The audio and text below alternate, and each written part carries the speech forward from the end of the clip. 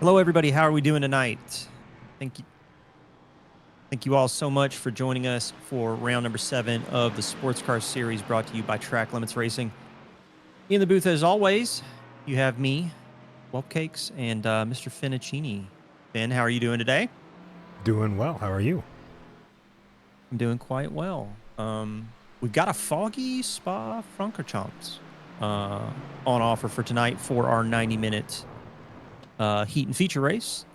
Our cars are still out on track in free practice as we're winding down. Times are coming in, and yeah, it looks like we've got some similar names up at the top in LMP3 and GT4 Pro, but GT4 AM, Bruno Clemente coming back with some pace. What have you think so far? So in free practice, from what you can tell. Based on what I've seen in free practice, it's really interesting to see how both the track and drivers develop over the course of the warm up, because we saw a lot of 213s for the LMP3s over the course of this, and now both Scott Fleming's Jack Wilkins, who is I believe a newcomer to the LMP3 category towards the end of the season here, breaking into those 112 or 212s. I'm gonna keep on saying one today apparently. 212s is going to make for, I think, an interesting set of qualifying later on, and how this grid is going to shake down to be a pretty close field just from the free practice pace alone. Indeed. Real quick, sir, could you pull up the racing info for me? Because I certainly can. I forgot to actually take the folks at home through a little bit of information about what we've got in terms of track conditions tonight. So we've got 19 degrees or track temperature with 96% humidity, cloudy skies. No rain in the forecast for Spa, but it is a long and grueling track. Definitely got a lot of features about it that can catch drivers out, especially the LMP3s. But I think it's going to be a fun one. Getting back to those practice standings, just taking a look at the times again, like you said, we've got pretty close battles up and down the order. But something that's kind of sticking out to me a little bit is looking at GT4 Pro. I don't know if Ethan is like holding back some pace, but 2/10 in free practice. Not really sure if that's going to be representative race or not, but still having really close deltas between Tanner Schiffner all the way down to Tommy Kogan, I think is going to make it for a pretty interesting race in GT4 Pro. What do you think? I think so too. I think it's cool to see. I think one of the smaller, at least initial free practice gaps between Ethan Hamlet and the rest of the field. And really, the gaps between P1 to P5 being tenths of seconds, easy to make up over the course of a stint, and the time here with the 20-minute heat and the 70-minute feature. Both, I think, will make for interesting racing, as I think it's Nick Alvarado in the background there, making a little bit of a drifting moment, not intentionally, but it'll make for tight battles. I think that'll be true of all three of the categories based on the pacing and the small margins between all of them all the way down the field. You look at the LMP3 category, if we jump over with Gian Cardoso, because we can see more of what's going on there. Pretty much only a few tenths, less than half a second separates any one car from another in this field. So I think it's going to be very tight, and it's going to be consistency is everything. Spa is a pretty familiar track for a lot of these drivers. It's one they often go to a lot, both in LMP3s, GT4s, as well as the famous 24 hours of Spa in the GT3 category. So very familiar for most of these drivers in some form or another, and so it's one I'm happy to see the pace there really being able to be shown as consistently as it has across the board in all the categories, really. Yeah. I think the familiarity of the track and being around 7, people are starting to get really familiar with the machine as well. Mm-hmm. That they're taking in the season 1 2025 campaign of the Sports Car Series. I think that the closeness of it, I think especially when we get into the feature race, I think we're going to get to see some really good battles, especially when we start dealing with the pit stops and how people are going to spread their stints out over the length of this race. One thing I did want to ask is where's Gab Chavez in LMP3s? Our winner from Chicago Mm-hmm. currently stuck down in eighth Yeah, here at Spa. I think he's having a hard time finding the pace that he's seeing some of his competitors from last week have. I noticed it both this evening in the free practice here, but as well as last night in the free practice, the kind of more first free practice for these drivers. He was also sitting lower on the timing tables. So I think it'll definitely be a bit of a drive for him to try to figure out where he can get that that second of pace that he seems to be missing between himself and the front runners that he was in front of at the end of last week.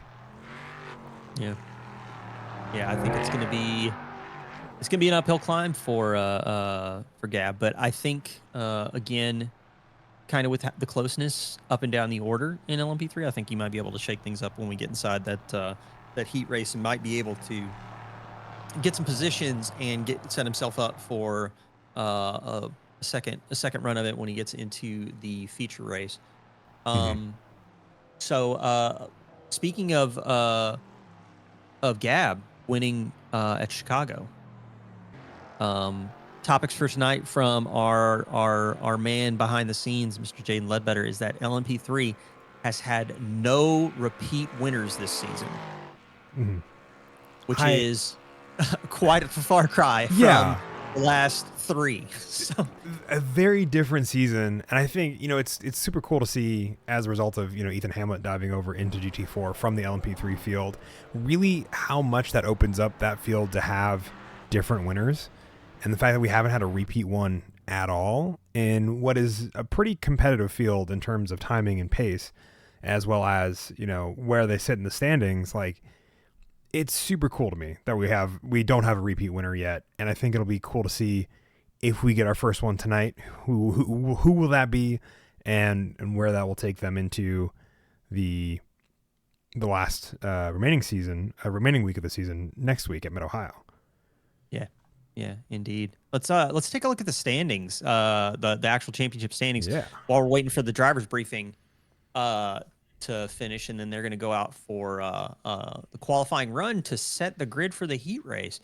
Scott Fleming, 276 on top. Gian Cardoso, 30 points back. Gian Cardoso has put in a lot of work this season. Chicago was rough for Gian. But it was also rough for Scott, so it was also rough for Scott. So that definitely kept Scott in close to Gian, to where, depending on how traffic management goes, if there's any kind of calamity that were to happen, those two drivers still potentially in a bit of a tug of war there. And Gab Chavez with the win at Chicago, getting closer to Gian. yeah. Jaden Ledbetter only 2 points back from him. I really like how that section between 2 and 4 has just 2, 3, and 4 has just kind of compressed as we're going into these last two rounds. I think it could be exciting. And Scott can't sleep on it. No. Even with the drop rounds. So I think he's going to have to keep it going. I think if push all the way to the end. Yeah. Because Jaden also did some number crunching for us in the background, and if we were to look at the top 5, remove their 2 worst, Scott is only 4 points ahead of Jaden Ledbetter at that point. Yeah. And Gian is only 6 points away from Jaden in that markdown. So it's Scott has no room to sleep. He has to be on his game. We saw him hit the top of the timing charts in the free practice. I'm hoping that'll be consistent for him, so that way he has more points to maximize which of the 2 worst that get removed from him and allow him more points overall. Yeah, I think that's going to be a huge deal. Finishing out the LMP3s, we got Mark Coyne in 5th and Nick Alvarado 6th place. Alex Velasco, who we didn't see at Chicago.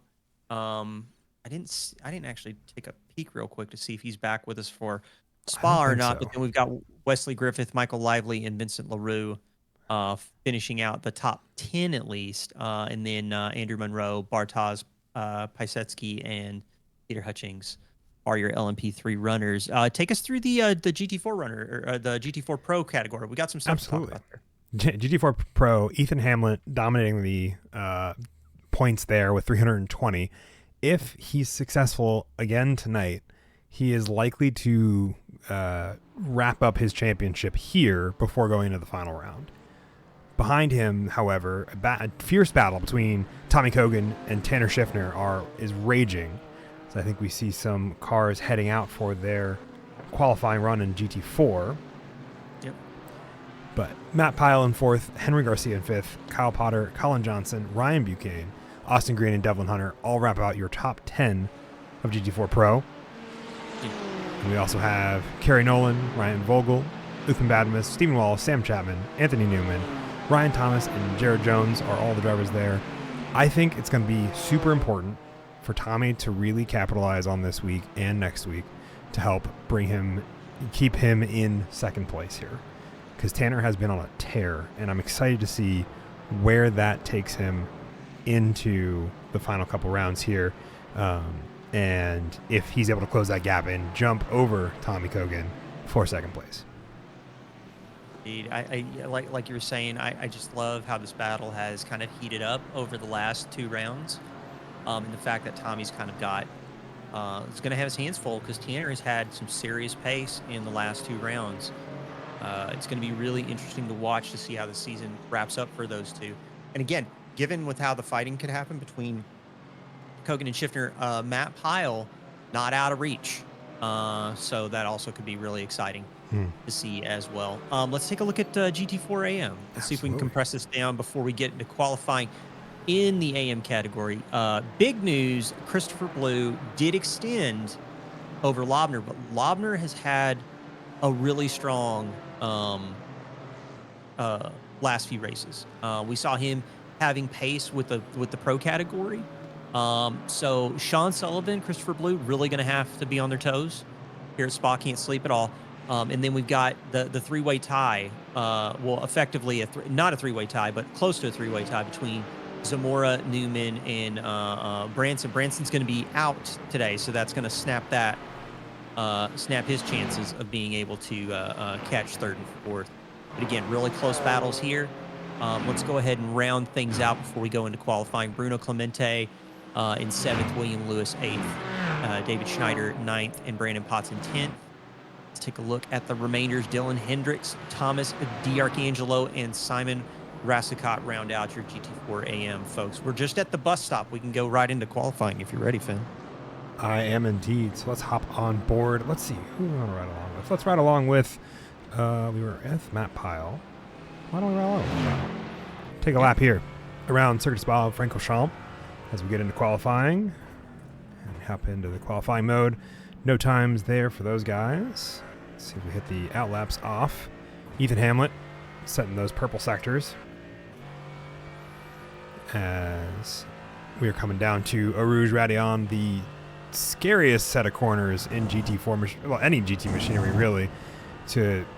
You're on the limit of grip as you see Matt Pyle just letting it kind of drift on him in order to not, lose it entirely by trying to add too much extra input in there. And down the Kevel Straight as we get ready for the technical section of this lap, which is my favorite part, because up until this point it's all about power, but now it gets into how good are you as a driver as you work your way through Les Combes. A rather fun set of bends, kind of the closest they have to S's. Kyle Potter setting the purple middle sector there, taking it away from Ethan Hamlet, who doesn't even have a personal best. So I'm interested to see where that shakes down for their lap times. As Kyle Potter sets a personal group best in Sector 1. Coming down to, I believe this is No Name?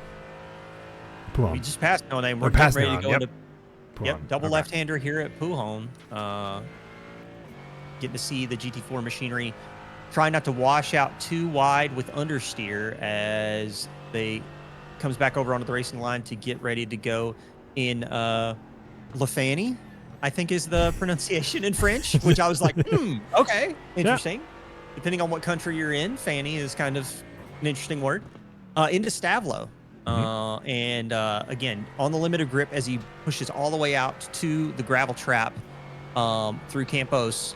Now setting up for this quick, almost not even a corner through Paul Friere down The other part of the power circuit that you were referring to earlier, Finn, is we get ready to go into Blanchimont to close the lap out. Yep, Blanchimont is a scary one for a lot of drivers, especially those with rear-ended machinery, because it tends to want to throw the car out. Ooh. No lap time for Kyle Potter or Ethan Hamlet. Henry Garcia topping the times there with a 228.9. Tommy Kogan 8/10 down. Austin Green with a 230. Matt Pyle himself setting himself into third for GT4 Pro before getting dethroned by Dago Alves. Excuse me. Not Alves. Yep, Alves. Alves. Mr. Tiago himself, the man, the myth, the legend. So yeah, with time ticking down here, the thing about this kind of lap fin, qualifying in GT4 machinery, or qualifying in any of the machinery that we're going to have here for round 7, you don't get too many shots to get a good time in because of the length of the lap here at Spa. Yeah, it's a as you see there, 2.5 minutes. It's a long lap in GT4. It's the long lap in pretty much any car because of the technical nature of the circuit and how long it is. It is the third longest of tracks that you will regularly see for these types of cars. Technically the fifth longest if you include Monza combined and the Mount Washington Hill Climb, because that technically is longer than Spa-Francorchamps. But it is a lot of circuit for them to get around in not a very long amount of time. So as we ride along here, we'll see you at Christopher Blue coming towards the end of, I believe, his lap, setting green-purple sectors as he heads into the bus stop. And see if he is able to put together a faster time for him. He went really deep on corner entry in the bus stop, and I think that kind of ruined his line for corner exit. I'm kind of curious. He does come across the line in fourth, though, so 6/10 off of William Lewis. He's going to have to put in some work if he's going to try and catch Lewis in third, because that's a pretty big deficit to overcome, but he does get to at least take one more shot at it. Yeah. That said, I do believe that after the statistics that you provided, I think we need a poll in the Discord as to whether or not we add Washington Hill Climb as a racetrack in season number 2. Be sure and join the Discord and let your voice be heard. Also, if you're interested at all in participating in the show here with Track Limits and the Sports Car Series, check us out on simgrid.com. Just search the hosts for Track Limits Racing and join the Discord. Be a part of the conversation. A bunch of cool guys in there, and yeah, this is a cool place to race. So check us out. A good bunch of folks. Ethan Hamlet topping the timing board after all of that, finally getting a good lap in. Tanner Schiffner only 1/10, 157, 0.157 behind in second place with a 228.67. The Henry Garcia still in third with his 28.92. And let's see. Dago Alves. What's up? Yep. Go ahead. Well, I was going to say one big thing you were about to talk about Tiago. Chris Turner in chat said he's qualifying on race fuel. He's qualifying on race fuel. That's a bold decision. Well, would love to see how it pays off. We have a very big LMP3 grid here this evening. I'm so stoked. Yeah, that is with the LMP3 grid being opened back up. 11. Yeah, with them being opened back up at the end of Chicago, or actually I think it was at the end of round 5. They opened back up for LMP3s. We've got a new influx of some new faces, which welcome. Glad to have you here. And yeah, we're gonna get to see them out on track here in a minute as we're on board with Christopher Blue as he's closing his lap out, trying to pull himself up out of the mid-pack, lower mid-pack in GT4 AM. 2 green sectors, 1 yellow sector at the beginning. We'll see if he doesn't run as deep in the bus stop, because I definitely think that killed his time, like you were saying. And it looks a lot cleaner this time, a little more tidy, but he can't run too far on exit. Yeah, he did look like he had a little bit of slip on corner exit, but I do think all in all, it's going to be a little bit more tidy, and it was a personal best for him, but not enough to catch David Schneider. But still, I mean, 1/100th of a second, almost 2/100ths of a second between him and Schneider. He can maybe make that up in the heat race if he can really unlock the pace and put the pressure on Dave Schneider. Certainly. It looks like Tanner Schiffner is chasing down Ethan Hamlet in real time. As Ethan Hamlet sets a personal best there of qualifying with 2:28.11. Happy with that. Pulls it off. Parks it. Tanner Schiffner going faster as well as Henry Garcia. Both wrapping up their lap times, as I believe we are starting to head into what will be LMP3 driving here in a moment. Before we do that, though, let's see who else has wrapping up a lap. John Newman, I believe, still has putting one down in GT4 AM. Speaking of GT4 AM, it was really interesting. Bruno Clemente and Corey Laubner initially on their first qualifying laps were 0.016 apart from each other. And Bruno Clemente set a faster lap the second time by extending that to 0.4 of a lap, or 0.4 of a second on his second lap. And I think Corey's still trying to get his second lap in to set a better time, amongst many others that are on their way to getting fast times. John Newman, I think, is having a bit of a rough lap based on those yellow sectors. Purple, second sector, though. So going fastest in Sector 2 of GT4 AM. But I wonder if that pins together a lap that is overall faster or not. But I think he just wants to get one on the board by the looks of it, because I don't think he has posted one yet.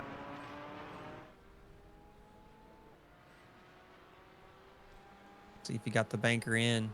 I don't think so. I think he ran wide at some point. Yeah, it's tough. I mean, the track limits around Spa can be kind of tough. Again, the technical nature of the track you were talking about before, Finn. Mm-hmm. It really is. It really is one of those drivers' circuits. So yeah, it's going to be interesting to see. And we are seeing some LMP3 machinery come out on track as John Newman is getting ready to go up Eau Rouge and Radion. Nope. And Mark Coyne, I believe, is already pulled off. I think he shot over, jumped a little early on the pit exit, and then that's okay. Jumped to pits as a result. Christopher Blue improving his time to 2:30.806, jumping him up to 6th and putting him 0.6 behind Eduardo Zamora, who is 1/1000th of a second behind William Lewis. Yeah, that is very close margins between Zamora and Lewis. And with Laubner and Zamora, kind of where they're placed at inside this GT4 AM field, I think Blue is going to have a really, like we were saying before, like a bit of an uphill climb to try and maximize his points haul out of Spa. Now, he does have a nice cushion. Mm-hmm. Definitely got to finish the race. Definitely got to score as many points as possible. He might even be hoping a little bit that in the pro category, some of those drivers fall into some bad luck because, again, when the way the points work between GT4 Pro, GT4 AM, GT4 is scored together as a group, but then they carry those point totals from the race into their respective classes, and that's what determines their points totals for those respective fields. So you kind of get the buffer not only from the opposing the other category inside the race, but you can also build a bit of a buffer relative to the scoring when you get to the actual standings and stuff. We got LMP3s out on track though, so yes. Finn, maybe we should take a look. So I'm just taking a look at times. I had some pulled up. You were saying before 2-minute 12s, Scott Fleming, Jack Wilkins, only 2 drivers to bust into the 12s. Yes. In free practice, there was only 2 that were able to do so. The rest were in the low 213s, with the exception, I believe, of, I think, Gian Cardoso as well as Gab Chavez. Both of them had a rougher free practice and weren't able to get into that window of, I think, what is really going to be the competitive running in that low 213, high 212s. And let's see here. I'm not sure if my trading paints is working correctly, or if I'm just expecting things to look different than they actually look. I mean, you could always just control R real quick just to see if you could reload your textures. Let's refresh all of these. I think it'll be okay. But so that said, we got the LMP3s out on track. It does look like Scott Fleming is leading the way. Yeah. As he's getting ready to start his lap. Don't know if you want to do a nice onboard. Yeah, I was going to do that when we get a little bit closer. We are getting through the end of Blanchiment and the end of a lap. let's hop along board inside as he gets into the bus stop, and we'll go for a lap with him around Spa-Francorchamps. A little bit different looking than probably what we'll see with the GT4s and when we rode with Matt Pyle, as it'll be probably a little bit more arcing corners and a little bit less on the brakes as these cars rotate a little easier due to the downforce nature. Not a ton easier. They're not the most prototypey prototypes, but they have more downforce than their GT4 counterparts here on the track. Yeah, down to Eau Rouge and Radeon. You were saying before, this is a very scary part for the GT4s when they get that weightlessness at the kind of crest of Radeon. Looks like the LMP3s are a little bit more planted. I don't know if that's because they've got a little bit more downforce going up the hill. I believe so. That would be if I had to make an educated guess, it'd be the downforce they got that the GT4s really don't. Will keep them at least tucked into the track as they're going over the hill. It'll still feel a little bit lighter on the wheel in the hands of these drivers than it will on like a normal track, but I think it'll still be a little bit way more planted than that kind of weightlessness feeling you feel with the GT4s. Not to be said, though, that there are other parts of this track that you have a very similar like experience as it kind of the weight transfer adjusts for trying to go through some of these corners faster. And I think Eau Rouge and Radeon will be a very interesting spot for overtaking for lap traffic at many parts of this race. Yeah, I think so too. Watching right now on board with Scott Fleming as he's going through Lefani and now setting up for the entry into Stavolo. Everything seems to be well composed from Scott Fleming's perspective as he exits Campos right now and down the back stretch of Sector 3 as he is he is full beans and getting set up right now for Blanchimont, which will probably be a little bit cooler of a ride or a little bit calmer of a ride than with the GT4s. And then on the brakes as he gets ready to go into the bus stop. Let's see if he can hit that apex. Do so. Gets both of them done well. You gotta be a little bit careful on the exit. These cars don't have traction control in the way that we think of it. They have some, but it's definitely not gonna be enough to keep you from spinning. It sounds like a turbocharged egg beater when it starts to kick off. It doesn't really. I don't really feel like it controls so much traction as it does like induce lack of traction. But it's pretty wild. We got Scott Fleming on the board, 2:14.0 to get started with Nick Alvarado, the Argentinian, only 1/10 back. Yeah. And who else is bringing up times? Jack Wilkins in third, Gene Cardoso fourth, Gab Chavez getting to the lower end of the 2:14s. Tyler Roberts setting a 2:15.4. I think a rough outlap for him. However, good friend of mine who is currently still setting a lap, Vincent LaRue, as he comes across the start finish line. Fantastic. Vincent's back with us. Can we get an aerial shot of, let's take a peek at Mr. Wilkins, because we got Upward Worm in chat saying, let's go, Jack. And we get trees. I can give you trees. Do you want trees? You can give me. Well, here's the thing. That is something that Belgium is known for. Trees there we go. And microclimate. You never can watch a race here and not hear about the microclimate. But anyway, yeah, that's true. So shout out to Upward Worm for the follow. Really appreciate it. Also, we've got Calcifer with a shout out to Jack Wilkins for letting me borrow the Lambo to take my grandma to the airport. That's pretty baller. Yeah, that is pretty baller. We're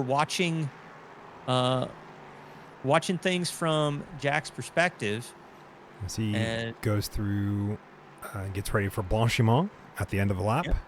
Back into the power section of the circuit. In front of him, I believe that is Nick Alvarado, completing a lap as well. Nick Alvarado setting a purple sector. These are a lot of trees. These are some good trees. Let's get out of the trees. Oh my goodness. It's wild. It's absolutely wild stuff out here, ladies and gentlemen. We got trees. We got microclimates. Ooh. Best time from Scott Fleming. Nick Alvarado setting a good time as well. Jack Wilkins dethroning Nick Alvarado for second. The 213.631. A little shaky there on the source. Into those 213s though. So like you were saying, that high 213 is going to be kind of where you want to be. Well, I would say high 12s, like you said, and low 13s were kind of where you want to be. Giancarlo's getting into 13s as well. Hey. So he's finding pace. That's and good. He actually leapfrogs Nick Alvarado. That he does. I wonder if Nick Alvarado had a slower lap.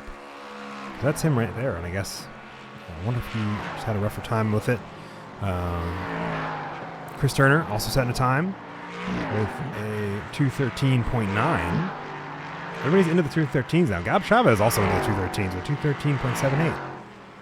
So 1/100th slower than Nick Alvarado, who we're seeing really get loose there.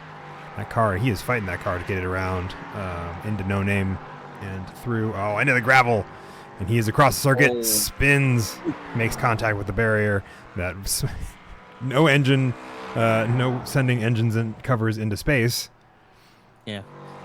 This time they were spared. They were spared. The engine covers for the Nick Alvarado 420 Track Limits Racing LMP3 was spared in this moment. Gian Cardoso heading out of No Name Corner down towards Pujon, and starting to see some good time from Gian in comparison to this free practice outing. But man, the thing is that I'm kind of interested. I don't know if it's like a temperature fluctuation between free practice and quali, but we have yet to see anybody crack the 12s.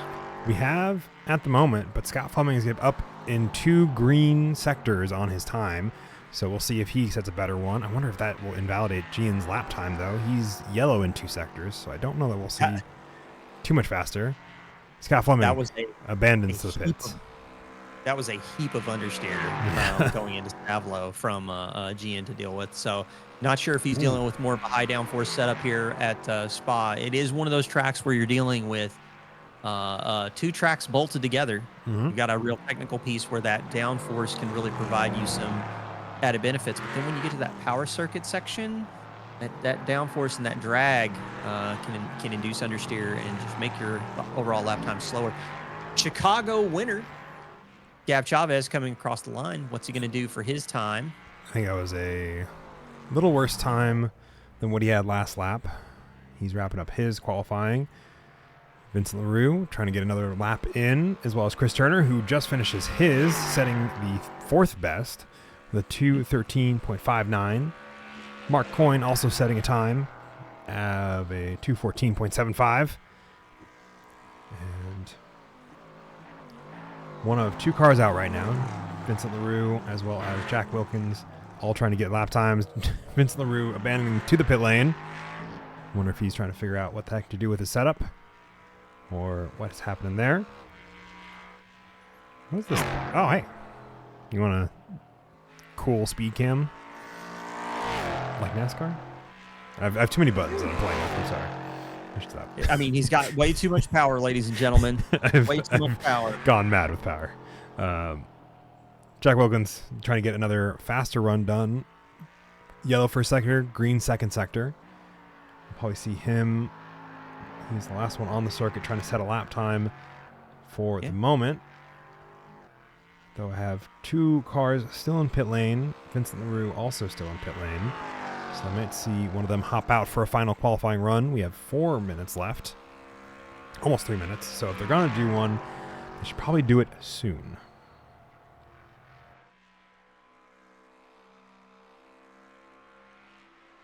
Looking right now. So with Jack with that 213.2, top of the timesheets, I'm kind of curious to see. Oh, he goes in as well.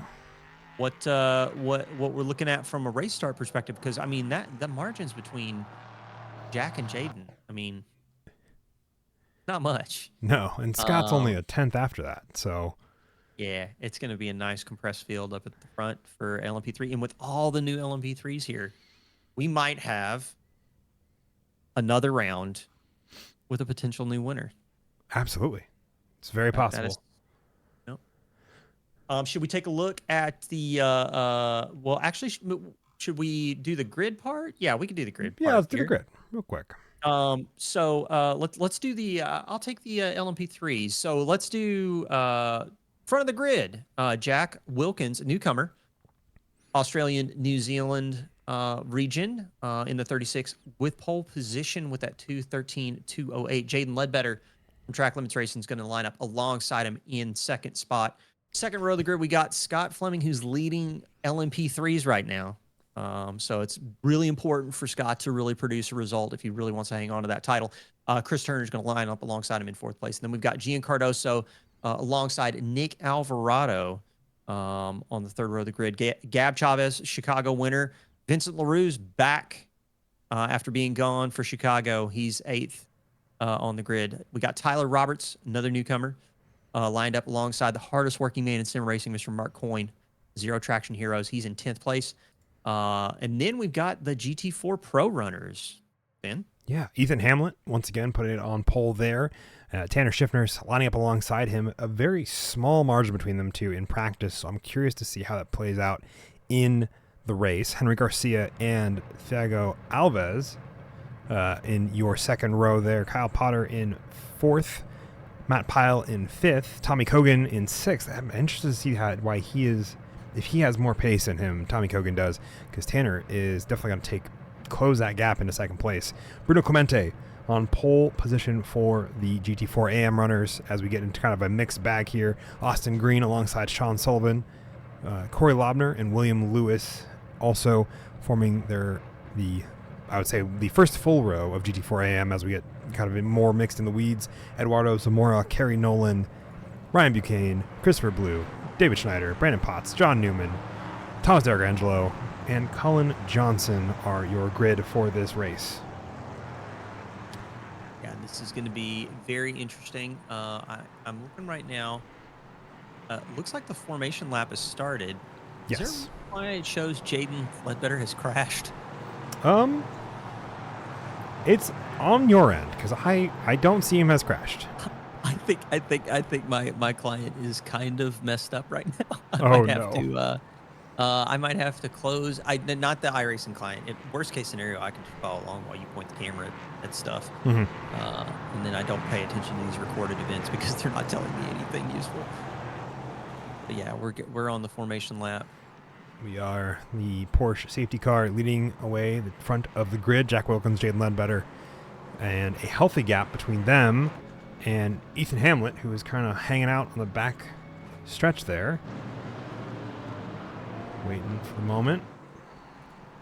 Right along with them as they go through Blanchiment. A little bit slower than we'll see them go through next time. Pole sitter Jack Wilkins.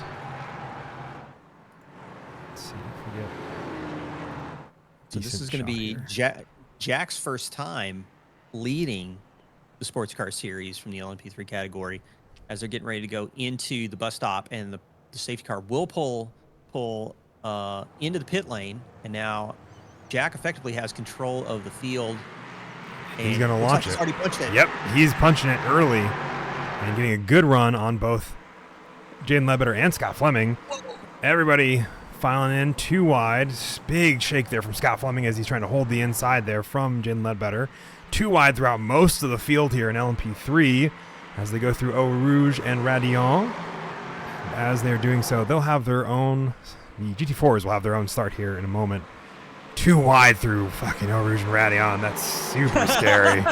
But they managed to do it. Yep. Ethan Hamlet. And here we go. Leading away the GT4s. Also a good launch from him. Yeah, he's punched it. Ethan's always pretty controlled when it comes to race starts. He's done it a lot from the front of the field. And seeing Tanner, and then we've got is that Kyle Potter in the mix as well. Great shot here as we're looking through these. Yeah, absolutely. Good stuff. And it does look like Kyle Potter's actually got his hands full a little bit. Looks like that might be Henry Garcia in the background. Yes, that is.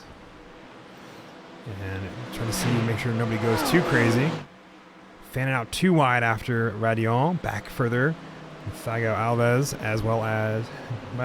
We've got a wreck on the back half of the Camel Straight, and that is a massive one. That is a massive one. We do have fast repairs, and we have a car that is actually kind of crab walking Looks like there might have been contact through the right-hand portion of the Kimmel Straight. Got a number of cars that have jumped back to the pit, so they're going to have to take the tow. Mm-hmm. But the key thing here is that they do have access to the fast repair. So if they don't do something like I can't remember if it's take tires, they can potentially just jump straight back out on track. Yeah, if they don't take tires or fuel, they can just pop into the new car essentially, and are able to do it. Kerry Nolan getting off track there. Let's see if I can find this incident a little bit more seriously, real quick. Here's Austin Green. He gets loose, slides, and then it's involves William Lewis as well as Christopher Blue, I believe, caught up in that. And what else was wrapped up? That had some. It definitely had some contact there, but I actually thought there were more cars that were involved in there. It definitely looked like it, but I think it was just everybody trying to scramble around them to not get hit. I think the only other person I see jumping to pits is Nick Alvarado, who just jumps to pits. Does he go off track? And let's see. He goes off track here.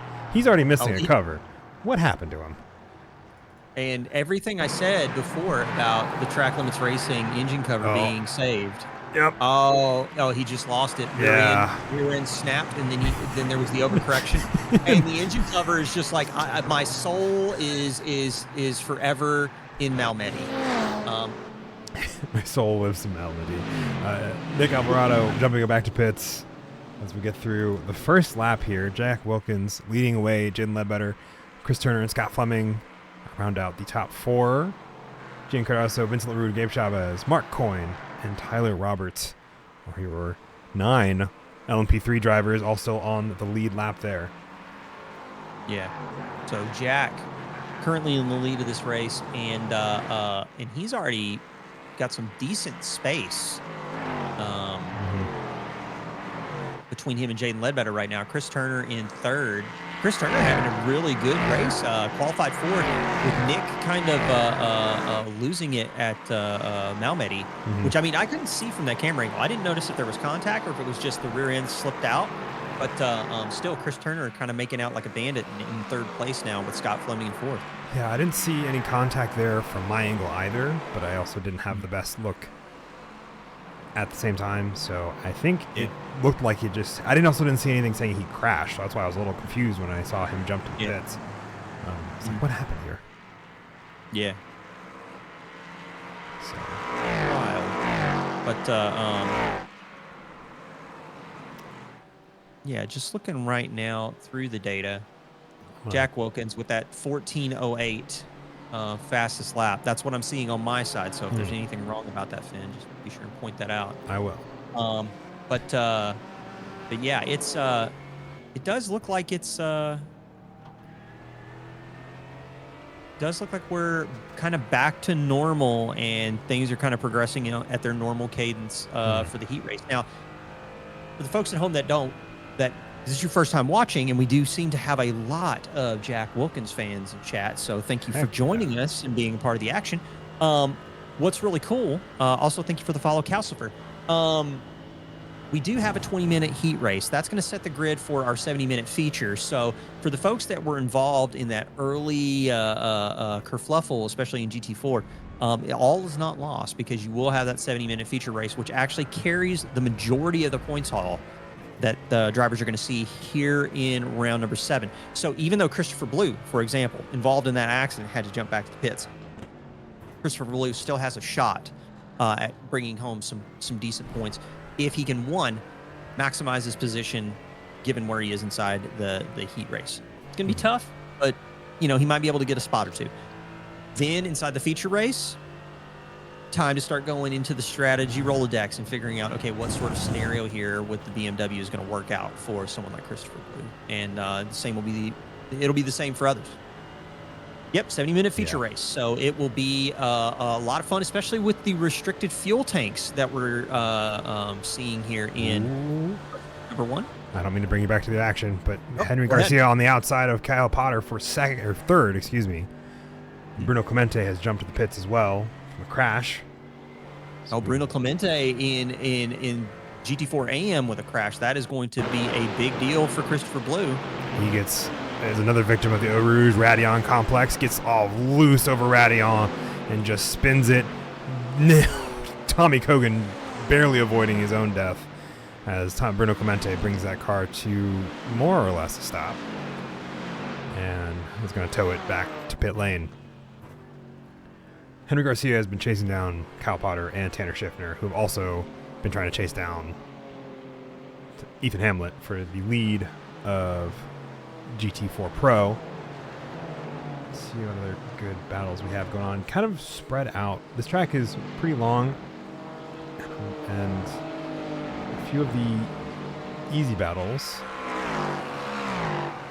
are a little spread out at the moment. Jaden Ledbetter, a little under a second back from Jack Wilkins. Chris Turner, 2 seconds back from Jaden Ledbetter. Scott Fleming right behind Chris Turner for P3. Yeah, this battle with Scott Fleming, Chris Turner seems to be the hottest thing going on right now, at least in LMP2s or LMP3s. Yeah, with Chris Turner in third, Scott Fleming is going to try and see if he can get another spot or two, because that would really help out his start for the feature race. And again, just really trying to maximize his points, trying to build as much of a buffer in LMP3 as he can kind of muster. Absolutely. I think he's also trying to figure out where the spots that he could probably fuel save on, knowing Scott Fleming for the course of this heat race. A crash for Nick Alvarado, as well as Ryan Buchanan out of his position. Let's pull up the timing tower. I realize that's been hanging out for a minute, so that people can see what is going on the track outside of us telling them about it. Yeah, just watching along with the times. What is this stuff in chat? Wouldn't hesitate to lend you his prize kangaroo. Okay. Oh, wow. All right. Noted. As an American, I've never actually seen a kangaroo in real life. So if it is a prized one, I've been to a zoo. I just have never seen a kangaroo. Okay. Understood. Yeah. I mean, I've seen other stuff. I went to DC. I saw the pandas. All right. They're bears that look like they're in a costume, but that's fine too. But yeah, when a kangaroo hits like prize status, like I'm really going to be kind of like struggling to like understand, like, is prize status mean that it can like bench press a car, or is it like has it won awards, or is it has it just won awards? Cool? Yeah. It was it runner up on The Voice, or did it actually win everything? Japanese rice farm. Interesting. Okay. Cool stuff.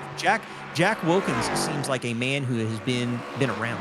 Yeah, as another man who has been around. Chris Turner, Scott Fleming, the battle for P3 still raging. As Scott Fleming's trying to find a way around Chris Turner. Unable to do so, trying to go around the outside of Les Combes. And has to slide back in as he does so. What else is going on? I'm really starting to think that with we got Vincent LaRue in a crash, Tyler Roberts in a crash. We've got some stuff going on here. What's going on with them? I don't know. Hit the right button. Vince LaRue, his crash. What happened to cause it? Was he hit by Gab Chavez? Close going into it. No, I think he just got loose and then nearly gets avoided by Gab Chavez. Wow. And backs up, goes into pit lane. Nope. Comes back out, keeps going. So he's still moving. He's just had a bit of a spin. And then Tyler Roberts.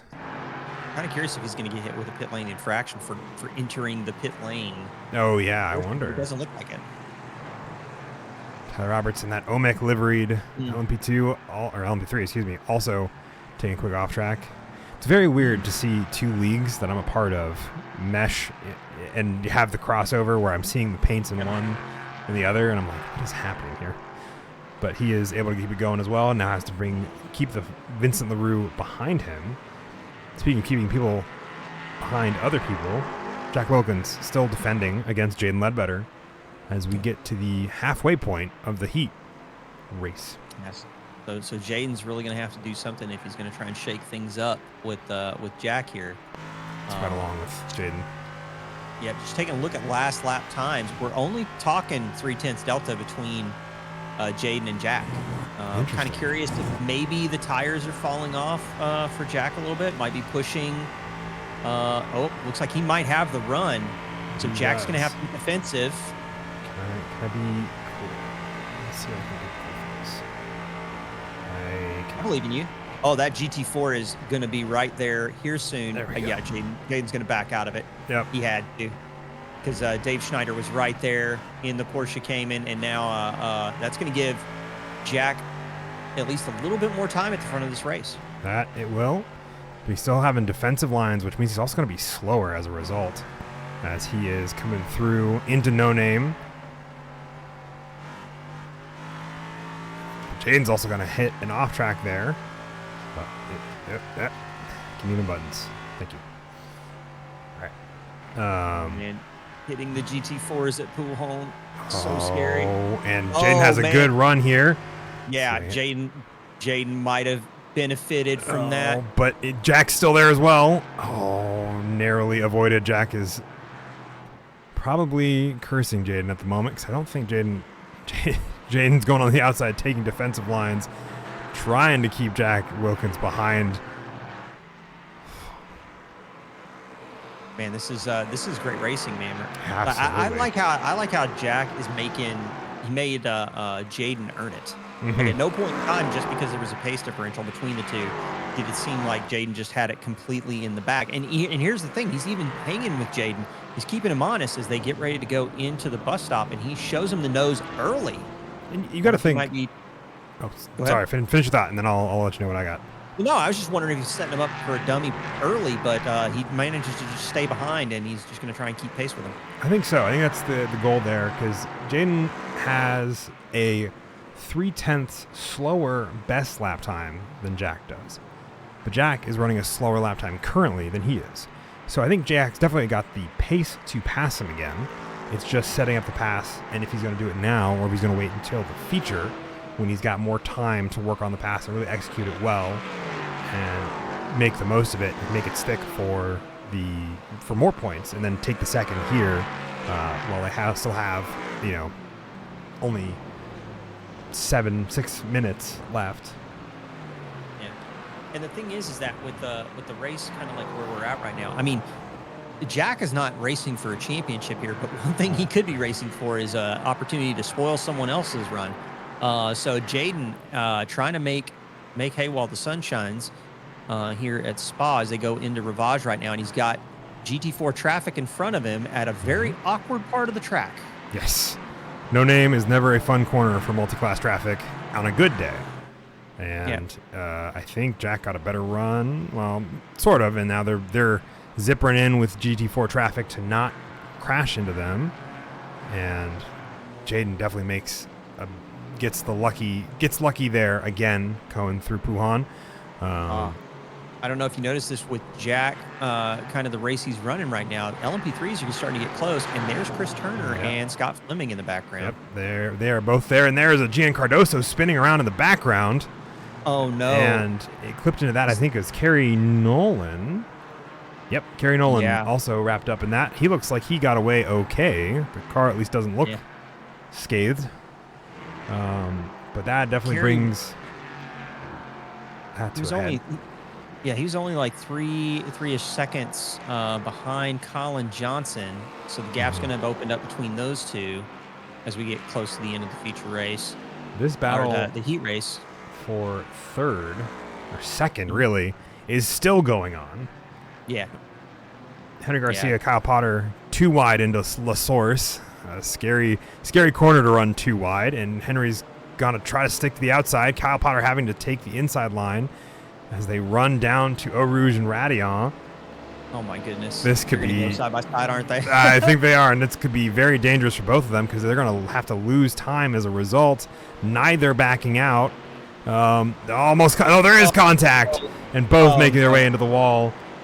Kyle Potter just driving off without the front nose. That is not how you want to end that up. But again, those two going into Eau Rouge and Radillon like that right there is just, those are taking some risks. Big It risks. is. It is big risks, and it's also not. It's risks that don't pay off. You know, and that front right suspension, I believe, is just shot. So, Ethan Hamlet now free and clear of everybody except for Tanner Schiffner, who is 3 seconds behind. Tanner Schiffner now not having to worry about second, and is clear back to Matt Pyle, who he only has to worry about Thiago Alves, who is a second behind him. As this LMP2, gosh, we're on a roll tonight calling them LMP2s. LMP3 traffic has to get around him. Yeah. With the race kind of where we are right now, about to close. I mean, we're almost 3 minutes to the end here. Mm-hmm. Closest race on track, Scott Fleming, Chris Turner, still within striking distance of, I believe that is, sorry, the data switched on me. Jack Wilkins, Chris Turner, Scott Fleming, Chris Turner trying to hunt down Jack Wilkins? Yeah, there it goes. My overlay for some reason was really delayed, and I only saw first and fourth. Wild. And I lost the names, and I have the object permanence of a toddler. Oh, no. So, anyway, oh, wow. Oh, my gosh. Oh, wow. Dangerous Scott Fleming moves. on the grass. Yep, What trying is to going avoid on? Christopher Blue. Scott Fleming trying to keep this fight with Chris Turner going, but also both of them narrowly killing two GT4s in the process.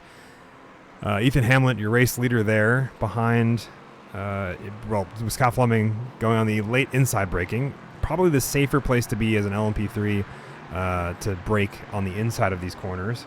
Gian Cardoso has been listed as crashed as well. He was fighting Vincent LaRue for, I believe it was 8th place. Let's see what happened there, because I saw that battle and it was pretty quick going into it. I wonder if he had a bad exit out of the bus stop or a different issue happened. Late on the brakes, goes to push, and just locks up the... spins out. We've seen that. Yep. We've seen that from the LMP3s there. Like, traction control goes full dishwasher mode, and then, you just do the slow, embarrassing spin. Scott Fleming still trying to hunt down Chris Turner and Jack Wilkins for second. Nick Alvarado jumping to pits. Henry Garcia, Kyle Potter also still in pits for their race. Gian Cardoso. What about this battle with Corey Lobner and Eduardo Zamora? Ooh, yeah, let's hop into that. Let's see. Corey Lobner trying to chase down Eduardo de Zamora. I mean, that works, I suppose. There's a Corey blinking. Lobner let him go? Maybe got a slowdown, and then somebody got to capitalize because one of them just swapped. I think Drama at the front. LMP3 leader just got killed? Oh, yeah. Oh, no. That's Jaden Ledbetter. Yep. Yeah, Jaden Oh, Ledbetter. my gosh. Oh, no. That might have been not the place to do it. I mean, it's tough. It's just tough. Yeah. I'm going to look at it again. I don't know where he wanted to put that car, but that was not the place to put it. I mean, he was on the outside of a car that has less downforce. Yes. That said, didn't really see the entry to the corner, so didn't know how the whole situation was like set up in terms of the set pieces. But still, that was an unfortunate incident for the unluckiest man in sim racing, Mr. Jaden Ledbetter. So with that, Jack Wilkins, to everybody's probably excitement in chat, now back in the lead of LMP3s. Yep. And Chris Turner, second behind him. Scott Fleming, whole 5 seconds behind him. Yeah, Scott must have had a moment. I believe so. I just don't think it got caught in any of our event towers. And Jalen Ledbetter. Man, it's so tough, man, when you're racing with the GT4 machinery around here because, again, kind of like where that was lined up, like William Lewis with the Porsche Cayman just does not have near the downforce. So if he washes out in any capacity, especially if we're at the end of the heat race, like if he's understeering, like it's just tough. But at the same time too, if Jaden would have gone wider, there's that bump at the very end of Pujon, like right before the chicane starts. And if you catch that thing in an LMP3, you turn into a skateboard. like literally Yeah. turn into a skateboard. Yeah. And you're grinding a rail that is not a good one. Yeah. Scott Fleming pulling offline to serve a slowdown is going to be my guess. Yeah, and does so. Lets Jaden Ledbetter by. You know what else could be happening here? Hmm. I wonder if Scott's got a fuel issue. I'm almost wondering if he didn't put enough fuel in there for the sprint. And now he has to save. He ran a 218. Yeah. Gian Cardoso ran a 218, but anyway, we should be getting close to the end of the race here. We might be having Mr. Jack. I think it's white Jack flag Wilkins. For Jack Wilkins this time by. Well, I mean, I hope it'd be the end of the race for 21 minutes into it. I believe so. I believe that. Or sorry, this is already white flag. I think it's checkered this time by. Sorry. Yeah. So into the bus stop chicane, Mr. Jack Wilkins. Take home on debut, taking the heat race here, Finn. Takes home the heat race victory, keeping it close to the pit wall for his pit crew, of which there are many that he, has a whole bunch of them in the chat talking about it. So with him coming across the line, we got Chris Turner, Jaden Ledbetter, Gab Chavez, Tyler Roberts, Mark Coyne, and Vincent LaRue. Scott Fleming still has yet to finish. There he is. He is. That car looks out of like fuel. He looks like he did not bring enough fuel for the heat race. No. Maybe, you know what I bet it was? I bet with the bonus lap from the race leader, probably caught him out. Ethan Hamlet's going to come across the line to take the win in GT4 Pro with Tanner Schiffner, Matt Pyle, Tiago Alves, Tommy Kogan are your top 5. What about GT4 AM's top 5? It's going to be Sean Sullivan, Corey Lobner, Eduardo Zamora, John Newman, I believe will be our last couple, as well as David Schneider and Thomas D'Arcangelo. John Newman and David Schneider are still rounding around the last couple corners, his last few cars to finish their laps and take home their sprint positions. Good finish for John Newman. I think. Man, the chat. Jack and his 6-toed right foot. I mean, does that give him like superpowers for like throttle control? Because if so, that'd be fascinating. I'm wondering when these just become tall tales, as Tommy Kogan is just being pushed by 2 other cars at the end of this race. Yep. It's pretty wild finish here for and man, that was the heat race. Yeah. We've got 70 minutes of feature action coming your way here in a moment, ladies and gentlemen. So round 7 is off to a bit of a banger, Finn. It absolutely is. We still have to Gian Cardoso coming across the line last. Also, I think having a fuel issue as he trundles across the pit lane. As he takes. Oh, he didn't. Yeah, he's just finished. He made it. He made it. I saw a brief skip because, I'm in Arkansas, so therefore my internet has to almost die every 2 minutes. Yeah. So they're stopped, and I was like, oh no, is he not gonna? But no, he made it. The information has to play a good game of telephone before it gets us on the team. I don't know.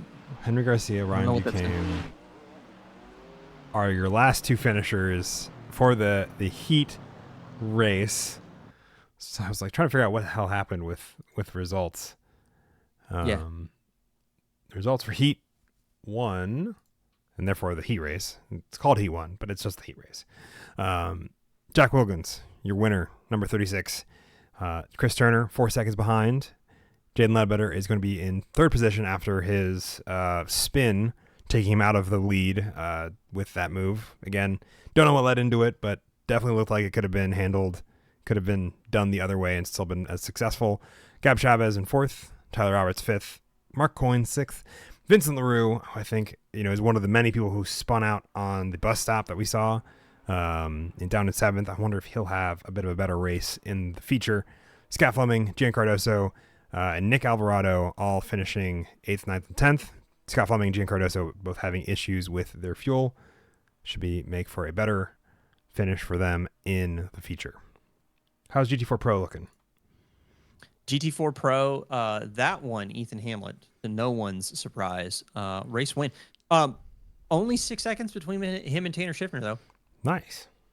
So, Tanner definitely had pace relative to the rest of the pro field. Matt Pyle in the pile driver number 12, getting a third place finish. That's going to be a great points haul for Matt in his championship campaign. Tommy Kogan finishing behind Tiago. So Tiago in fourth, Tommy Kogan in fifth. Tommy Kogan losing a little bit more ground relative to Tanner Schiffner. But So that he's puts definitely him. going to have. Go ahead. I would say it puts him in a good spot for the future, though. Being fifth there, because he was further down the order, but then we also had a bunch of spins and crashes between both, like Kyle Potter and Henry Garcia at Radillon that that I think is going to give him a good spot if he's able to hold on to it for the feature race.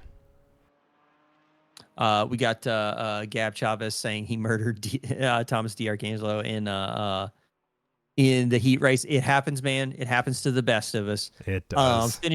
Finishing out the GT4 Pro order, we've got Colin Johnson, Kerry Nolan, Kyle Potter, Henry Garcia, Ryan Buchanan. Let's go ahead and zip on down, and Austin Green. Let's take a look at those GT4 AM standings. Alrighty. Those are going to be Sean Sullivan coming home with a win. They're 5 seconds ahead of Corey Lobner in second, who was battling with Eduardo Zamora for second place throughout the last bit of that heat race. I'm excited to see that battle continue in the feature. I think it was very nice, clean racing between the two of them, and it was almost like they were swapping positions just for the fun of it at some points. John Newman coming home in a very solid fourth. I think that's a great finish for him. I'm not sure I've seen him any higher on the board in GT4 AM this season. Yeah, I'm saying that as a question because I'm trying to remember and rack my brain, which, like you, has the attention span of a small child. A toddler? Yeah, a small child in general. So the thing is that GT4 AM in particular, I think you're right, because this whole GT4 AM crew kind of got shuffled up a little bit, especially when we had that wreck at the start that involved at least 3 cars that had to jump back to the pits. That said, in the heat race, that's going to be okay. The thing is that now we're going to get into the feature race. And should we tell the folks about what they can expect for the next 70 minutes with our feature race? I think so. Could you pull up race info for me real quick? I certainly can. The stream count just like jumped suddenly. I don't know what happened. Right. I think the rest of the Jack Wilkins contingent showed up. But welcome everybody. Thanks for being a part of it. JR Burke with a follow. Shout out to you. Thanks. So we've got a 70-minute feature race coming up, and the key thing here is we're going to be dealing with reduced fuel tanks for GT4 and LMP3 categories. So we've got 55% available for LMP3s, and then I believe it is 35% for GT4. So with 70 minutes on track, you're going to have to do some stuff with your fuel usage. Jaden's going to immediately jump in here and correct me on that. But he's got the percentages, and the thing that's really awesome about that, and J.R. Burke coming in throwing subs around. We've been corrected as well already. Like they're candy. Oh, wow. Thank you for the subs. Thank you. 45% for GT4, 50% for the P3. That is our corrections from Jaden. In the 70% or in the 70-minute race, those reduced fuel tanks are going to throw some curveballs at the folks behind the wheel in terms of their strategy. It's going to be a big deal. And this time it's Jaden. Jaden's going to come in and start throwing around some subs. I mean, they're just handing them out. All right. They are handing them out, ladies and gentlemen. Be sure and get in chat. Get your sub from somebody who's just got money to burn. But that said, we're going to get lined up for the grid here in a moment with, there it goes. It should be flipping over right now. Yep. 70-minute feature race, Finn. Jack Wilkins on the front alongside Chris Turner. Jaden Ledbetter, Gab Chavez are going to be second row, following Tyler Roberts and Mark Coyne. Vincent LaRue, Scott Fleming, who had fuel issue, and then Gian Cardoso is going to round out the LMP3s. Where's Ethan Hamlin in the mix? He's at the top of the field, 10th overall, but first for Ethan Hamlin. Behind him, Tanner Schiffner, Matt Pyle, Tommy Kogan, and Thiago Alves are going to be your second full row of GT4s. First row of GT4 AMs, Sean Sullivan, Corey Lobner, and then we get into the mix of Eduardo Zamora and Colin Johnson. Another mixed row between Kerry Nolan, John Newman, Thomas D'Arcangelo, David Schneider, Kyle Potter, Henry Garcia, both having, I think, going to be very interesting starts to see if they can get around the GT4 AM drivers and get back into fighting with people in their own class outside of things. Ryan Buchanan and Nick Alvarado. The one LMP3. Well, I hope this is not where they're actually at. Yeah, that is where they're actually at, because you can see him in the background of that shot there. Oh my God. We have one GT LP3 with a bunch of GT4s. Bruno Clemente, William Lewis, Austin Green, Christopher Blue, and Brandon Potts are all of your drivers. I believe Nick Alvarado is electing to make his way up to the LMP3s as we get ready to go green here. Jack Wilkins going to lead the field away once again. Jack Wilkins playing the patient game while just waiting for the normal sim racing gods to just strike Jaden down with a thunderbolt. So, and by the way, no engine covers were harmed in that collision. I'm so thrilled. So it's a wonder to see how many engine covers are lost in an LMP3 race. But that said, we're about to get going here, Finn. Round 7, Spa is going to be, I think, a great feature race. I think there's going to be an opportunity here for a lot of strategy to play into a track like this with long lap times. Field's probably going to stretch out way more than we saw in the heat race. Then we're going to see everything kind of compress back down once we get to the pit stops, which we'll keep you guys informed because we're watching the data. So we'll let you know what's going down as people are starting to pit. We're starting to see those times come in. You'll have one eyeball always on the data. Like just downloading it like into your brain. If I could have it as an overlay in my eyeball, I'd do it. But we don't have that kind of technology just yet. But here we go. We're getting ready to go green. Jack Wilkins running away from the field again. And Chris Turner, Jaden Ledbetter, Gab Chavez all getting great launches as well. In the background, Mark Coyne, Tyler Roberts, as well as Scott Fleming also getting great runs. 2 wide from Chris Turner and Jaden Ledbetter as they get underway. Going down to Eau Rouge and Radion, they are all zippering down into single file. Jack Wilkins, a solid start. Otherwise, a very good start from the LMP3s. So they all survive Radion. Speaking of seeing if we can survive, GT4s are coming up next. Yes, they are. We're jumping over to see their launch. And Ethan Hamlet is away. Good launch from him. Less of a good launch from Tanner Schiffner, who has to defend from Matt Pyle into turn 1. So we are riding along with all of them. Thiago Alves, as well as Tommy Kogan. Dorms D'Arcangelo, Ryan Buchanan crashing in the background of that shot. We see, and Sean Sullivan electing to start from the pit lane. Christopher Blue, I think, also getting wrapped up in that, or trying to avoid it. One of the two. It's almost too wide for the drivers there. Thiago Alves. And we've got another one. Oh, no, and then comes across. Oh, man, this is going to be so much crazier this time. Gosh. Oh, man, That's a massive collision. And Sean Sullivan trundles out of pit lane into the madness. Let's go take a look and see. Car come across. And the Taco Bell Porsche manages to make it through, and that car is destroyed. Yeah. Let's look at it again, if I can slow it down. Thiago Alves starting out this with a dent. And then there's also a spin in the background from Corey Lobner or Eduardo Zamora. I want to say it's one of those two. One of those. I think that one might be Eduardo Zamora. Yeah. He comes across, hits Colin Johnson. Kerry Nolan reacting into all that, but across comes Colin Johnson, goes across Kerry Nolan's nose. Kyle Potter miraculously making it through all of this. David Schneider there getting bumped into by Colin Johnson. Bruno Clemente, John Newman, all getting wrapped up in this. Henry Garcia narrowly trying to avoid all of the carnage, barely keeping control of the car as a result. Oh, man. This is crazy. And then in the background, so much carnage. Ryan Buchanan, William Lewis, both avoiding as well.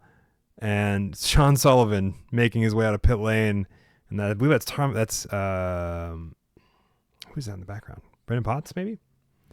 Now that right there might be Dave Schneider. No, Dave Schneider, he was one of the individuals crashing. Either way, one of the many cars now in pit lane. Jack Wilkins, however, still in first position. We got we got some more crashes. We got Gab. Gab Chavez. Let's see if I can find this one. Oh gosh, somewhere in here. John Newman crash. Do we have the racing tower? I'm just kind of curious what these intervals Yep. are at right now, because underway with 2 minutes in the books. So GT4s all over the map, ladies and gentlemen. Yeah. No idea what's going to happen there. But that said, oh boy, that's rough. Yeah. So with the fast repairs, a lot of the GT4 field are going to be able to get back into the action really quick. So for the folks that don't know, we do a lot, 2 fast repairs per race. If they don't take tires or fuel after the tow, they can just drop right off the jacks and just come straight right back out. Now, again, with that 70-minute feature race setup, it could be that they could be now pushing for long run fuel run idea of trying to maximize the fuel tank, not taking tires on that first stop. Maybe shave a little bit of time off and then go again. So it's going to be interesting to see how it all pans out. We have seen folks that have gotten taken out on lap 1 come back and actually make a showing towards the end of this race, especially because we've got the mixture of the multi-class going on. It's not the only GT4 accident we're going to see this entire race. So no, I think we already had some more as we're talking about this. I want to take a quick look and see what happened to Gab Chavez, though, real quick. He is going on the outside for Chris Turner. I wonder if he just gets loose here. Bus stop, we've seen it so many times. Coming on the other side, and I think he might have touched Chris Turner, and that got his front end loose, and then the car spun as a result. Keeps it out of the wall, and then almost takes out Tyler Roberts as he tries to get back going the right way. And then, I mean, that was a jump scare if I've ever seen one. That was a jump scare. I'll have to ask Tyler on Tuesday how he felt about being jump scared by Gab Chavez. But he's got back going the right direction. We have a bunch of cars coming out of pit lane. John Newman amongst them, as well as a bunch of others for individuals that had crashes in that first Radion incident, or chain of incidents, I should say. Yeah. And let's see here. Corey Lobner is listed as crashed, but he's still.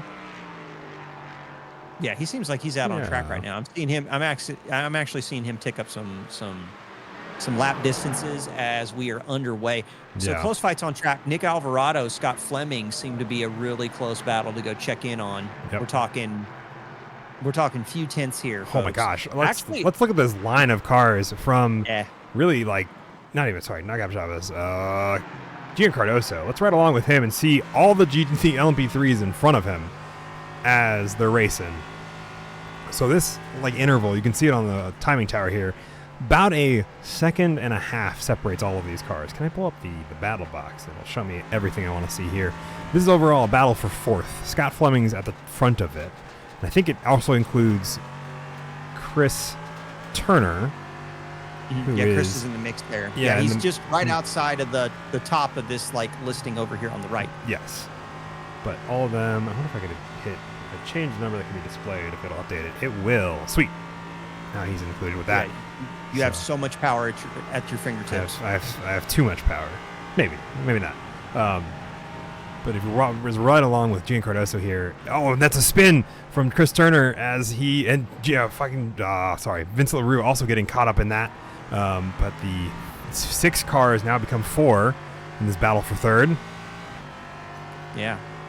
Real quick for the question in chat for J.R. Burke, the difference between the colors on the intervals that you're seeing.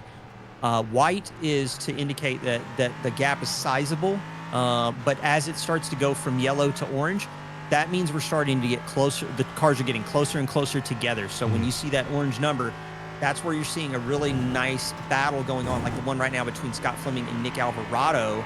As you can see, Nick Alvarado's got the run here down the Kimmel Straight. And that he does. We'll see whether or not he is able to. Oh, wrong button. One of these buttons does the thing I want it to do. Nope, none of them will. Okay, that's fine. We'll do this one. As they go too wide, they call them, they touch, and Nick Alvarado goes wide, but is just going to run it out. Scott Fleming taking advantage of that and keeping him at bay. I'm sure there's going to be a slowdown there involved for Nick Alvarado. The question is when he's going to have to take that. Yeah, he's probably gonna in this section. He's probably gonna try and see if he can like squeeze out like Mhm. little drips and drabs of that slowdown penalty before he hits No Name Corner as they blast down now towards Bullhome.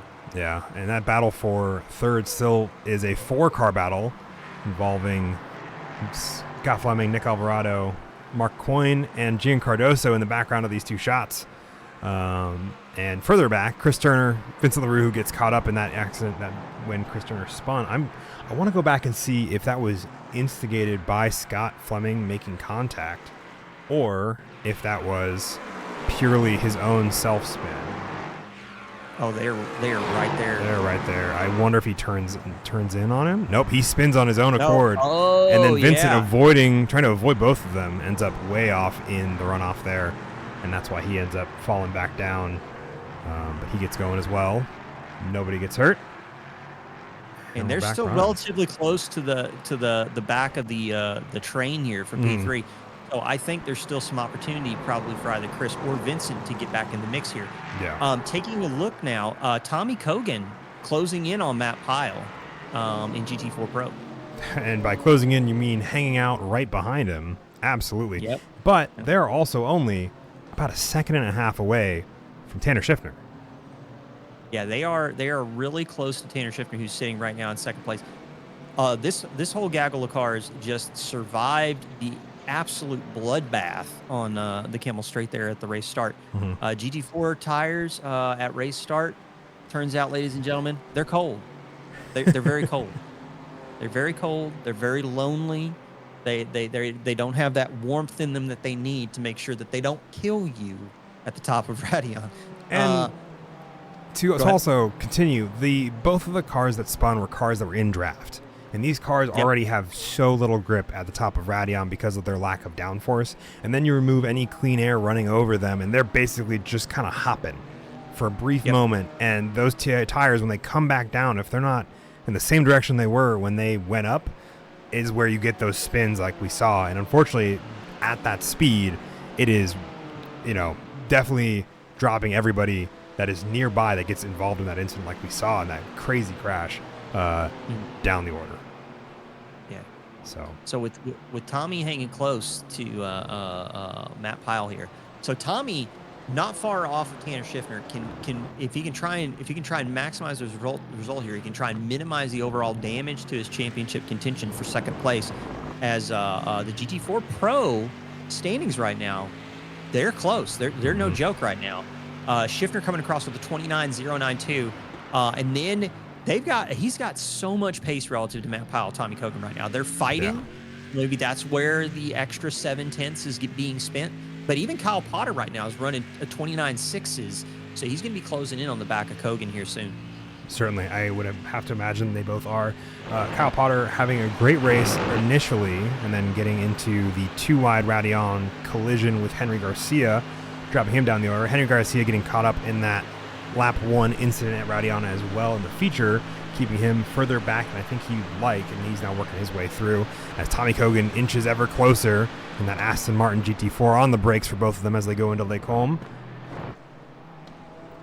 I've just got to say that Tommy Cogan, man, the amount of trust that the drivers must have in Tommy. I mean, he was so close to the rear end before the braking zone.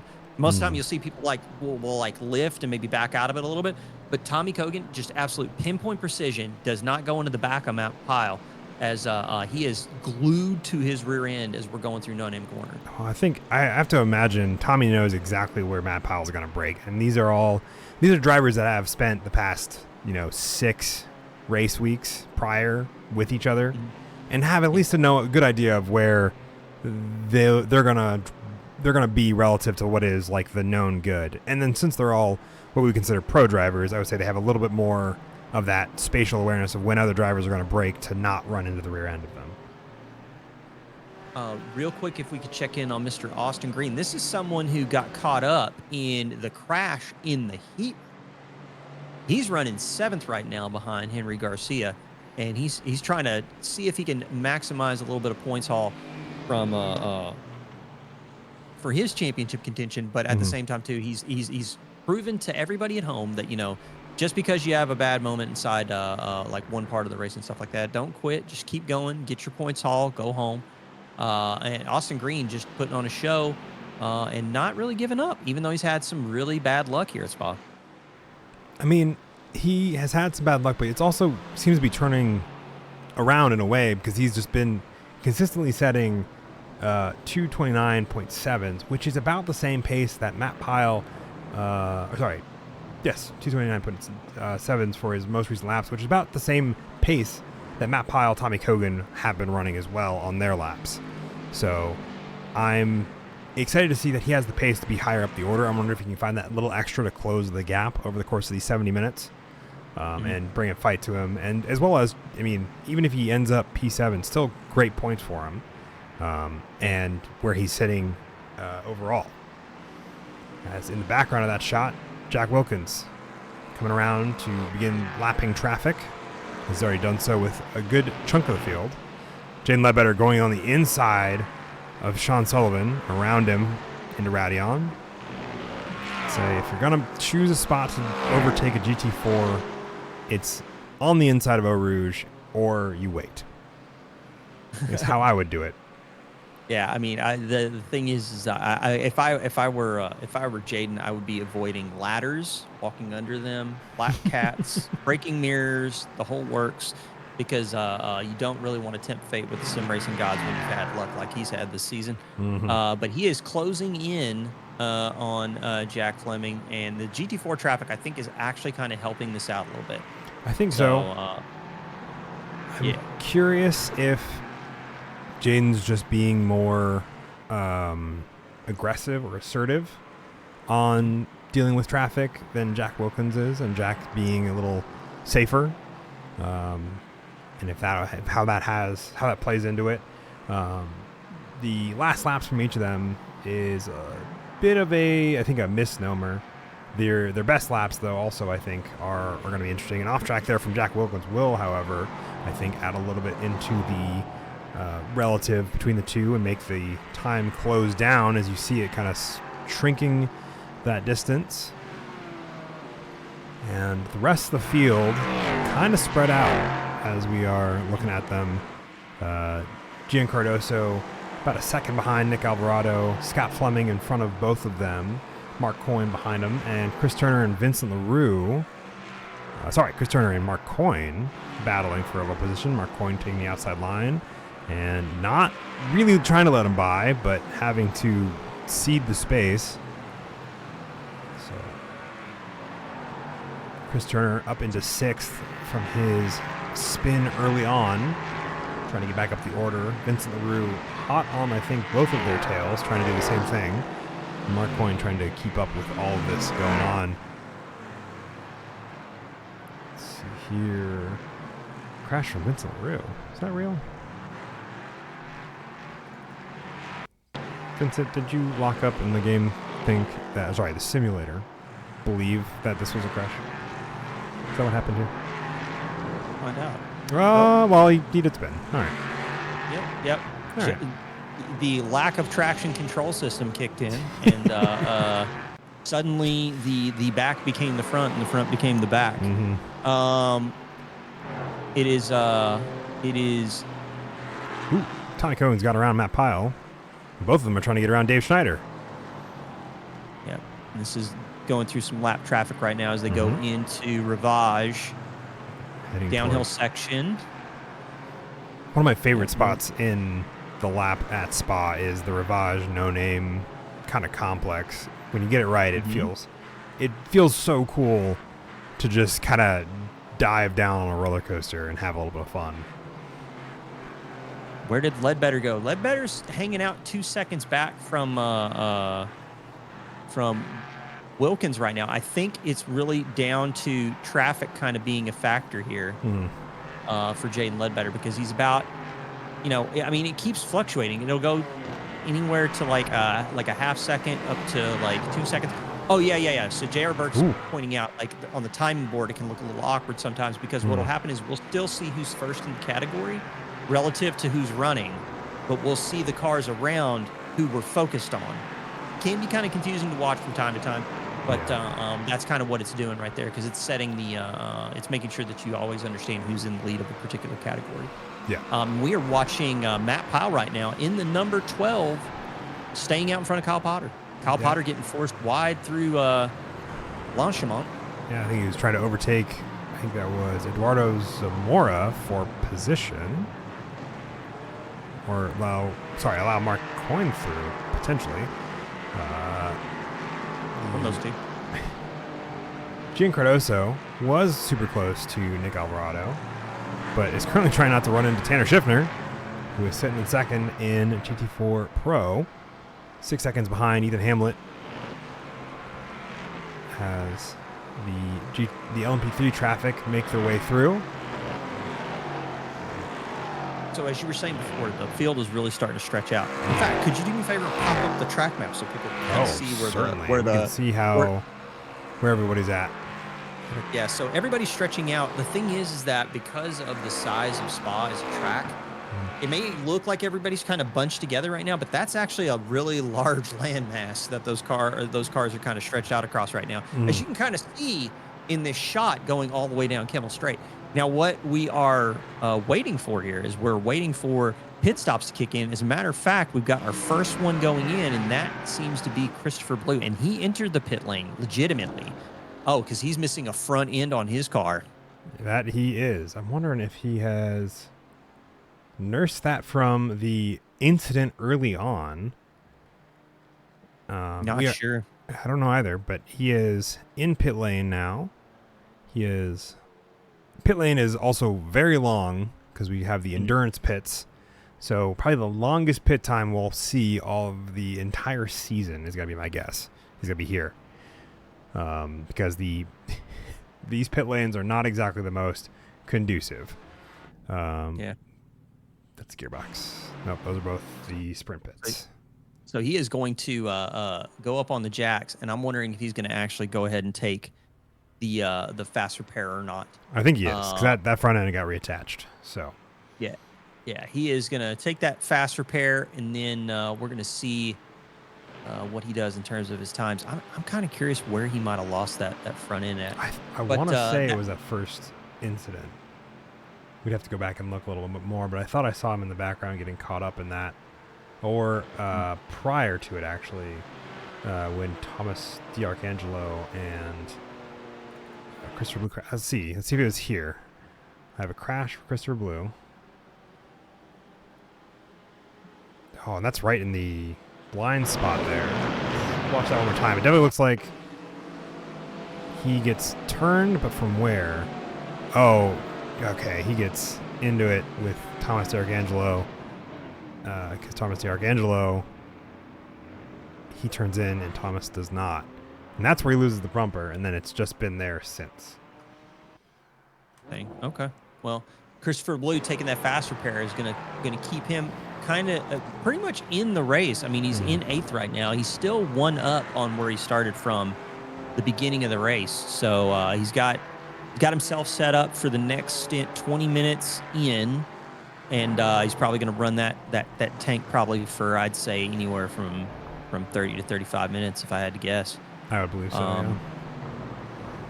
Yeah, speaking of that, we're in minute 21, so we might see our early pit stoppers maybe pulling in the next anywhere from 4 to 8 minutes. I would say anywhere from now until the 30-minute mark, we'll start to see some pit stops from probably the GT4 and LMP3 field. You might see the LMP3 field first, as they do have a smaller fuel tank. Not by much. Got us looking at this battle between Matt Pyle and Tommy Cogan. So Tommy got around Matt, and Matt's kind of just been glued to him the whole time. I think Matt's been trying to find the pace to get back around him. They've both been trying to chase each other down. I think as a result, they both are running a little slower than Tanner Schiffner and Ethan Hamlet in front of them. But this is, I think, the battle for the final spot on the podium, at least for the time being.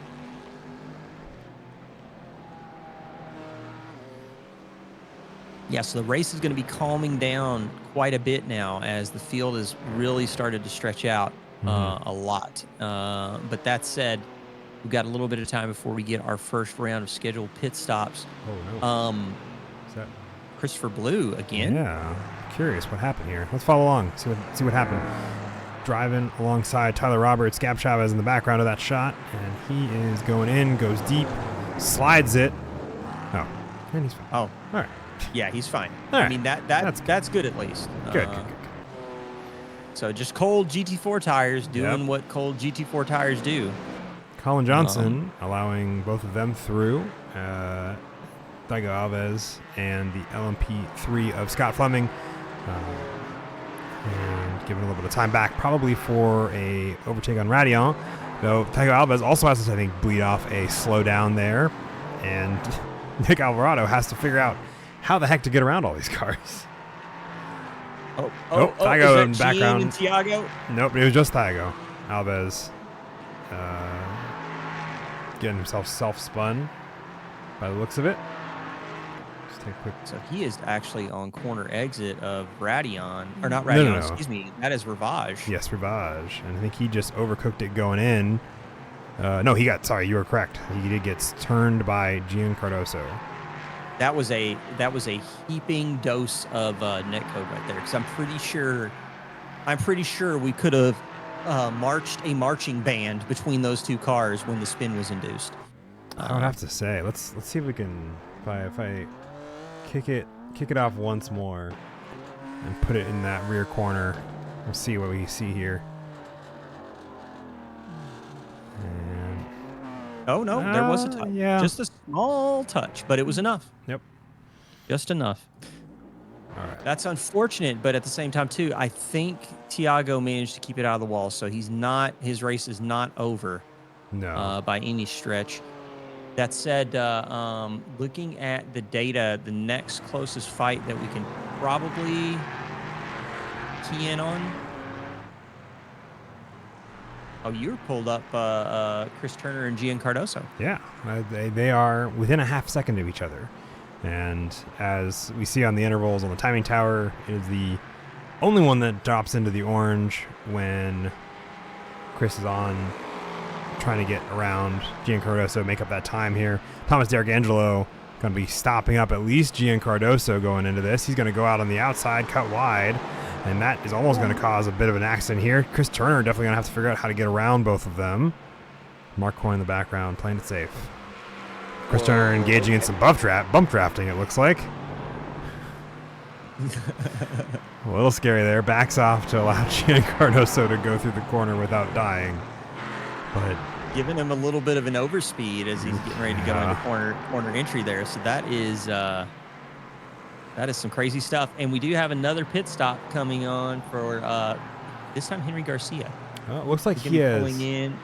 I don't know if he crashed or if that's just might just be my event logger being a little bit miscued to not count these, because it looks like it just, unless he bumps into the wall here, he just goes through. And yeah, okay, that's his entry into pit lane. But he has made a pit lane entry and is going to be one of the first people in early. Kerry Nolan in as well for pit stops.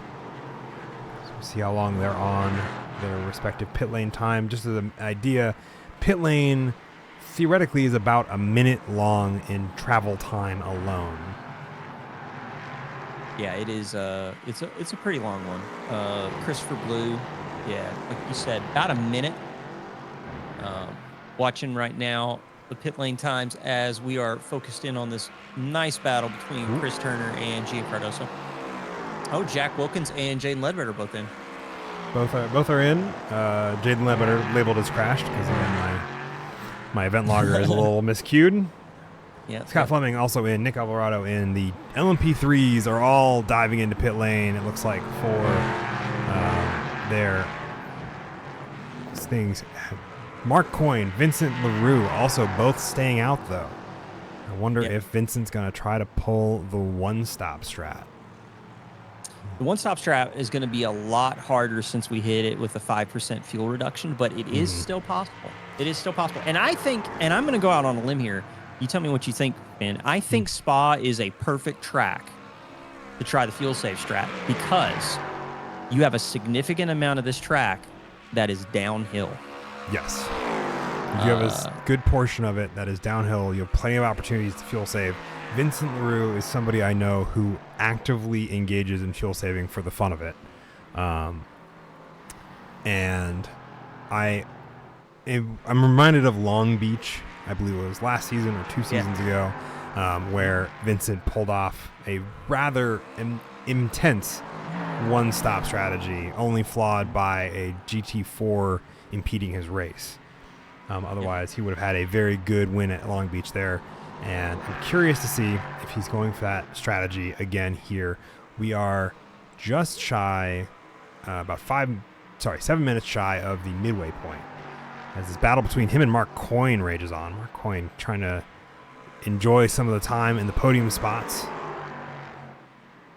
GT4s, by the way, most of them are going in right now. Yes. Like Ethan Hamlin all the way down to William Lewis overall in 19th. Yep. All diving into the pit lane right now. So we're going to have some nice times to report right now. From the LMP3s, while the GT4s are doing their thing, Scott Fleming and Chris Turner both had absolutely wild pit stop times, breaking into the 20-second mark for actual time on jacks. So probably no tires for either of them. A minute 18 for a good chunk of the field in terms of pit lane travel time. But with the pits being done, Chris Turner, even with that crazy stop, manages to come out, doesn't manage to jump Gian Cardoso in the pits. So still 8th in the overall. Vincent LaRue and Mark Coyne both in the lap after. Jaden Ledbetter passing Jack Wilkins in the pit lane. Yeah, that one. Okay, so let's talk about that for a minute. So Jack Wilkins' pit lane travel time was 52 seconds. And Jaden Ledbetter was a minute 20 on what looks like the previous lap. Shows him as being going in at lap 12. Although I wonder if that's because of the way they're like lined up on the pit stalls. Yeah. But either way, a minute 20 for Jaden Ledbetter, 52 seconds for Jack Wilkins, who I'm betting did not take tires either. I'm kind of interested to see what he did for fuel. Did he short fill? I don't think so. Their actual pit times show Jaden as a second faster than Jack Wilkins.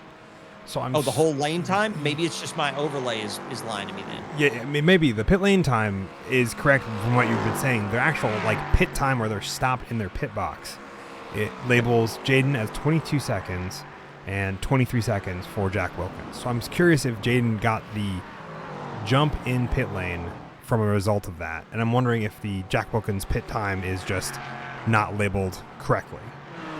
Yeah, I mean, that would make perfect sense because in terms of the time on track and stuff like that, they're about a second apart, so that totally lines up. Because they were pretty close going into the pit cycle, and it looks like that jump happened on the out of the pit cycle. I'm curious to see if Jaden, like you said, I'm not sure if either of them took tires. I know from my understanding that it's pretty close for LMP3s to take tires along with a set of fuel. And I'm curious to see how that weighs on all of their overall lap times and how much they'll have to take at the end in order to make it to the finish line. Yeah, I think they're going to have to probably do another stop again. I mean, I'm really kind of just guessing, but at the same time, too, I mean, almost everybody in LMP3 was pitted before the 30-minute mark. So I think we're going to have to see somebody pull another pit stop out. One thing I did want to say in GT4. So in GT4, Kyle Potter now in second, Matt Pyle third, Eduardo Zamora is in 4th overall in GT4. He's in front of Tommy Kogan. Yeah, Tanner Schiffner down in what looks to be 7th as I'm kind of flipping through various drivers here, seeing a battle between Tommy Kogan and Henry Garcia that I was not expecting. Tommy Kogan in the pit lane, in the pit box for 36 seconds, 10 seconds slower than Henry Garcia or Matt Pyle. But Tanner Schiffner in there for a minute and 7 in the box alone. I wonder if he had a speeding penalty. I'm not entirely sure. The other thing that it could have been too, I wonder if he had repairs turned on. I would. I don't know why if he had repairs turned on, why would In it take terms him? of like, he didn't use like in terms of like he might have had damage from something, but he didn't have fast repair checks. But that wouldn't be. I mean, the reason I'm asking about the speeding penalty is it is almost 40 seconds more than the average pit time for all of them. True. Yeah, that's true. And I don't remember, from what I saw, Tanner Schiffner made it out of the lap 1 incidents okay and didn't seem to have damage going into it. Yeah. So. Could be just something else that we just didn't see throughout the course of the race. Yep. But there's a lot that's going on. Yeah, more pit stops coming in. We got Colin Johnson, Bruno Clemente, John Newman, Thiago Alves all in. Real quick, so with Ethan Hamlin, Kyle Potter, Matt Pyle now your top 3 in pro category. Eduardo Zamora has almost a minute on Sean Sullivan. Yes, the Sean Sullivan who started in the pit lane and then dodged all of that death on lap 1. So Sean Sullivan decided that he was going to. Oh, Tommy Kogan, Henry Garcia. Tommy Kogan is off. Oh, holds on to it together. Man, what a moment. Let's see if we can watch this in slow motion. I want to see if he actually makes contact here or nope. None of these. They were close. Yeah, they definitely were close. If anything, I mean, it might have been netcode. It also might have been Tommy's rear end just kicking out. Could be. But look at this. Look at this control here. Just really probably just doing a little bit of sawing at the wheel. Manages to keep the back end from completely looping the car. And yeah, he's still in it. Yep.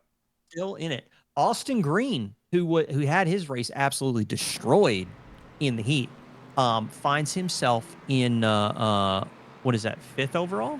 6th. 6th overall in yeah, 6th overall in GT4 and only 3.7 seconds back from Tommy Kogan. With Eduardo Zamora with a minute lead on Sean Sullivan. Eduardo's we've seen Eduardo. He's had some good races. He's also had some bad luck, but a minute gives him ample opportunity to be able to handle potentially some of the more sticky moments with LMP3s with a heaping dose of caution because he's got a huge buffer to work with. Gian Cardoso almost running into the rear end of Kerry Nolan there. But yeah, they definitely got plenty of room to kind of work whatever strategy he wants to and not have to worry too desperately about the battle behind him if he can keep it on track going in the right direction. Chris Turner trying to take the fight to Gian Cardoso behind all of these trees as they go into Lake Home. So many trees, Belgian trees, ladies and gentlemen. In the background on a tear right now is Vincent LaRue. Was battling and keeping Mark Core behind him, but has found that last bit of pace, and I think he's hit his fuel numbers and is now getting able to push without too much issue. As this battle for 5th in class seems to be heating up. Tanner Schiffner also getting passed by these individuals. Let's see if he is able to do so. Look. Definitely an interesting bit of battling here for those 3. Let's see if we can pop in. Oh.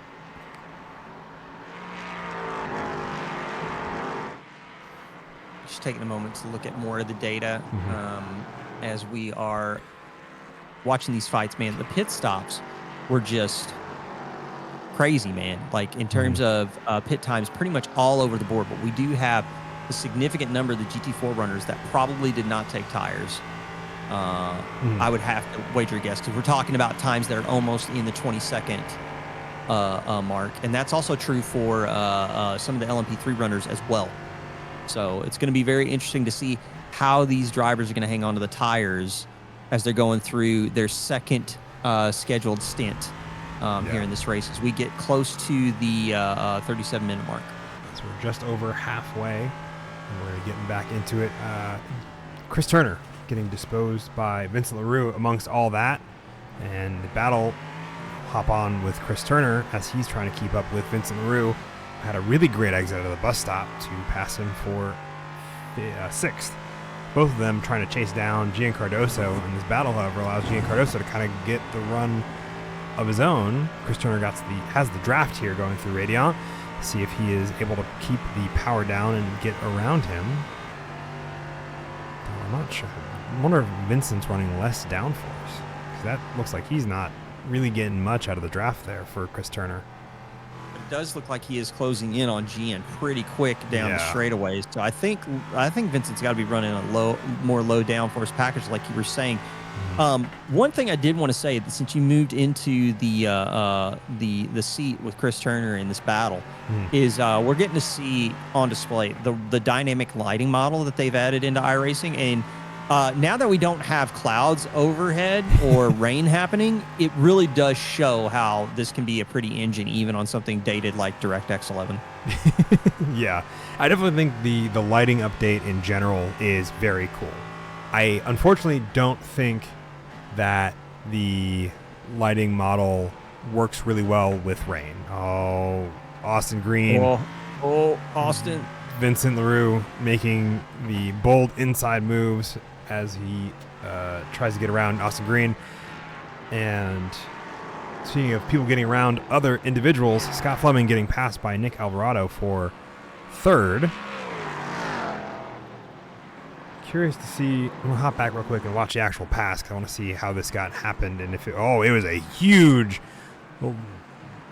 bit of a tank slapper. Yeah, bit of tank slapper, huge shake from Scott Fleming, which gives Nick Alvarado the third podium spot. Jack Wilkins 3 seconds behind Jaden Ledbetter. Nick Alvarado 4 seconds behind him for the podium spots of LMP3. Ethan Hamlet 20 seconds ahead of Kyle Potter, and Matthew Pyle has made his way to almost be running in a race with them. And in the background of that is Eduardo Zamora, the individual a whole minute ahead of Sean Sullivan. The rest of the GT4 AM field. And yeah, the rest of the GT4 AM field. Yeah, it's crazy. It's crazy. And just looking at the data, because I kind of wanted to take a peek at kind of like where everybody's at in terms of pit stops. Most of the field decided to pit on the same lap, with the exception of what you pointed out earlier on, which was Vincent LaRue, Mark Coyne, both taking it one lap deeper into their stints. So they're gonna have tires. They're gonna have at least one lap more of life when they get to the end of this scheduled pit stop. When you're talking about the GT4 runners, almost everybody pitted on the same lap, with the exception of Christopher Blue, who had that lost front end. But even after that, with the pit stops the way they ran out, Christopher Blue, currently running in fourth, is going to have to take another stop. But what I'm curious about is he's going to be able to push. He's going to be able to do the undercut a little bit sooner. And I'm kind of curious to see if he can benefit from any kind of like pit stop shenanigans that happen at the end of the race, if GT4 runners are going to have to splash and dash. I get the feeling that the GT4 runner, I get the feeling both will have to make a splash and dash of some kind. Is this? I'm trying to figure out what the heck is happening with my GT4 Pro or AMs. I think it's just cars not registering for me for some reason. Yeah, it does seem like either relative to SDK or iRacing right now. I'm getting a lot of weirdness in timing and scoring, but it does do these weird moments where it's like, I can't tell what's going on, and then all of a sudden everything updates and it's absolutely clear. Yeah, it's all fine again. And it's like, what is happening here? Did see that Bruno Clement has crashed, so I'm kind of curious to see what happened there with Bruno. Yeah, let's take a quick look. Oh, Colin Johnson in the background of that shot, from the looks of it. And he gets laid deep into the brakes, laid on them, spinning slowly, and keeps it out of the barrier. Takes the grass on the inside of the corner. Walks away, keeps on driving. So he is a crisis averted. Just trying to keep it together. As man, again, we're in this weird state where the LMP3s seem to be catching the GT4s in the most awkward spot on the track. Yeah, and thankfully they clear them before Eau Rouge and Radion, where it gets really awkward for GT4s to have anybody around them, let alone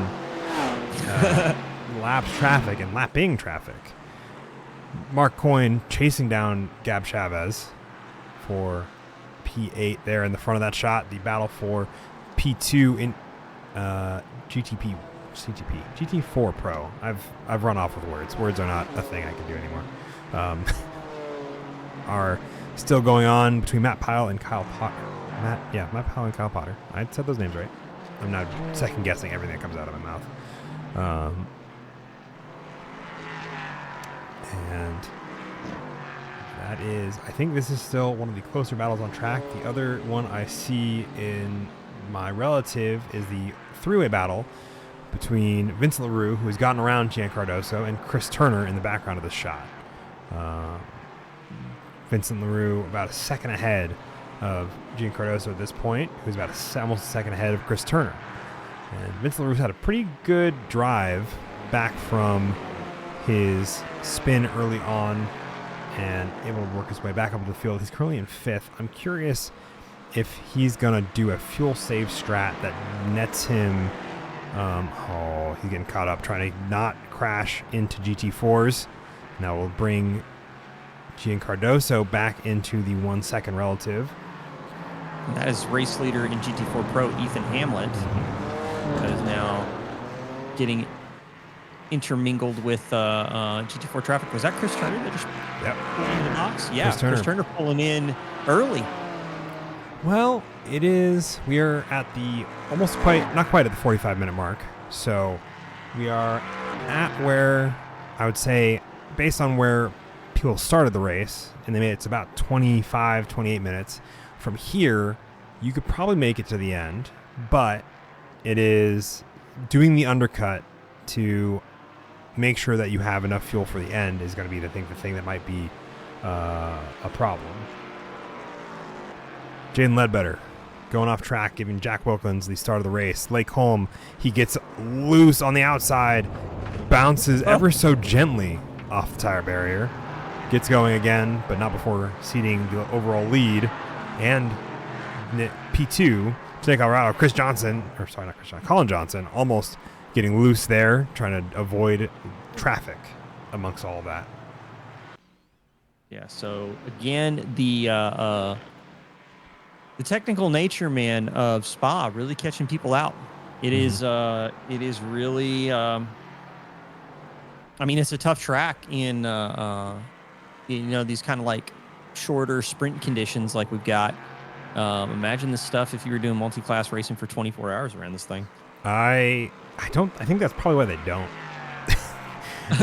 They do a GT3 24-hour here, which I think works really well because they're all the same class. I think the multi-class that ends up being about a 6-hour, or not about, but it is a 6-hour race, I think is plenty enough to really get the feel for it. There's a Prevenic 12-hour as well. I think that's also multi-class, but that's not prototypes. That is more GT3s and GT3 or GT-based machinery. Instead of the prototypes and faster cars. See the first 4 LMP3s there all in the shot. About a total of 5 seconds separating those 4 cars, and then 10 seconds back from those 4 to Vincent LaRue in 5th. Ethan Hamlet still holding down P1 in GT4 Pro. Kyle Potter 22 seconds behind. And Matt Pyle still hounding him for that final spot of the podium, or getting from the final spot of the podium to the second spot of the podium. And GT4AM, Eduardo Zamora a whole minute ahead of Sean Sullivan, William Lewis, and Christopher Blue also in the race there. A battle that is going on for overall position, but not position in class. Colin Johnson trying to get around Corey Lobner. Corey Lobner, again, kind of holding pace that can kind of like run with the pros. Shows that it's like really tough. And he was the car that we saw behind, what was it, Thiago Alves on lap 1. Yep, in that big lap 1 incident at Radion. I'm gonna butcher this name, but I'm gonna give it a shot anyway. Thanks for the follow. Music, I'm gonna say Mamau. Mamau, or maybe that's Music Mama O. Either way, thank you so much for the follow. Thanks for being part of the show. For the folks at home that want to be a part of the action, if you're interested at all in the sports car series and track limits racing, the community, Be sure to check us out on simgrid.com. Just search the hosts for Track Limits Racing, and join our Discord if you want to be a part of the conversation. The Clark J also hitting us with the follow. Thank you so much for being here. 24 folks watching us race around round 7 here at Spa. Finn, I think this has been quite a show. I would have to agree. I think it's been a very, very good show as we're hanging along with Matt Pyle, who has gotten around Kyle Potter. I've been told by Jaden to go check pit lane. I want to see what happened that caused the pass between these two. Where's the button? There it is. I'm going to look at this pass here. Down the straight into Lake Holm, and just on the brakes on the inside, Matt Pyle gets it done. Beautifully executed, set up with a nice draft from Radion. Got back on board live with him. Jaden Ledbetter into the pit lane as he was asking all of us to look at. Vincent LaRue, however, setting his fastest lap as well as the fastest lap of the race with a 2:12.45. Which is pretty quick. That's faster than what we saw in free practice. That's faster than anything I think I've seen all race weekend. Free practice yesterday, I think the best I saw was a 2:12.8. So add another 0.4 faster. Yeah. So it is really quick. And with Jaden going in, Jaden usually has his finger on the pulse in terms of how long things will last. Probably because he's the one that actually sets the fuel tanks, and he does the testing. So he's probably the person to watch in terms of the canary in the coal mine here. He's on the jacks for 14.8 seconds. And I'm assuming that's enough fuel to get him to the end of the race. Yeah, that makes sense. We have about 20 minutes left of this race. So when you kind of scale the initial pit number, I think that makes a good amount of sense for him to make it to the end. This battle for the lead right now, though, between Nick Alvarado and Jack Wilkins, going pretty well. Jack Wilkins setting a 2:14.43 last time by. Nick Alvarado setting a 2:13.82, half a second faster. I'm super curious if Jack is fuel saving. Nick on the inside through the bus stop, going to take the position, but Jack Wilkins looking to get the over-under back. There is not a touch, but a bit of argy-bargy, as they say. Two of them able to keep it going, but they're too wide. Nick looking to make the pick out of Sean Sullivan. Sean Sullivan cutting across the nose of both of them. Everybody survives, but Nick still has the race lead as well with the inside corner of La Source. GT4 traffic, I think they will hit on the exit of Radion. Hopefully they won't have to worry about it. Ryan Buchanan trying not to get wrapped up in this battle for the lead. Ryan Buchanan has had a pretty unlucky race weekend. I think he got involved in both lap 1 incidents. In the pile driving, I believe that is the 64 of Ryan Buchanan. But still, sitting 19th overall, still up 6 positions from his start at the beginning of the feature race. So coming away with some potentially good points for his campaign. It looks like if Jack is fuel saving, he's not convincing me. I'm not sure he is, because he's hanging with Nick a little bit right now. Again, we still have probably another pit stop for both of these cars before we get to the end of this race, because they both pitted on lap 12 and 13 respectively. And as we get to hear the lovely dryer that is the LMP3, seeing if the time's going to close down. Jack Wilkins having a pretty good run up until this point, but is otherwise seeming to not quite hold the pace he had. Tommy Kogan into the pit lane from his position I believe he was in 6th behind Austin Green, or though he's probably 5th, and then Austin Green passed him in pit lane. Yes, that is correct. I believe that is correct. Seeing how long he spends on the jacks this time, spent 10 seconds longer than most of the people he was around on the first pit stop for Tommy. We'll see if that's the same afterwards. And, Oh, wow. oh, big lockup from Jack Wilkins as he tries to avoid Nick Alvarado. Is successful, but it's definitely going to cost him the time he was gaining over the course of the final straight from Blanchimont. So I'm kind of convinced now that you might have been right. He might be full saving, because one of the things that is a trap that I run into sometimes when I'm following a car really close and I'm fuel saving is you don't get the same engine braking when you're lifting. So it looks like he might have gone a little bit deep. He could have been a lockup, could have been a little late on the brakes, but also could have been doing a little bit of fuel saving into La Source. We're just gonna have to wait and see. Yeah, I'd have to believe it's possible, but I definitely saw the front right there of Jack's car just stopped as he was sliding across, trying to avoid hitting Nick at La Source. I wonder if he's going to be taking tires at his next pit stop. If he's got a nice lockup. Yeah, it's introducing possible. some wear, especially when you're going like 35, almost 40 minutes on a set of tires, could be interesting. Who are we watching now? I'm going to look away from that just a moment to look at the battle for second in GT4 Pro. Kyle Potter looking to take back the position from Matt Pyle. Saw this relative hanging around anywhere from 0.1 to 0.2, and I was like, man, I got to see how they're going on. And Eduardo Zamora still hanging out in the rear of this shot, kind of just watching them, fuel saving. Matt Pyle diving into pit lane, ending the fight, though, as he makes his final pit stop. Tommy Kogan, as well as Henry Garcia, in behind for their final ones. I'm going to guess they're going to be on the jacks a little bit less time. Tommy Kogan in 20 seconds at the pit stop. And I'm curious, Kerry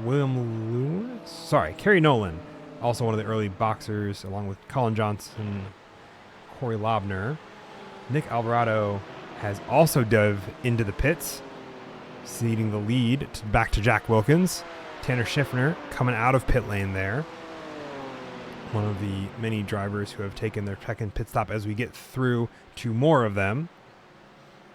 And I'm curious how long pit stops will be for both Nick and Gian Cardoso coming into this.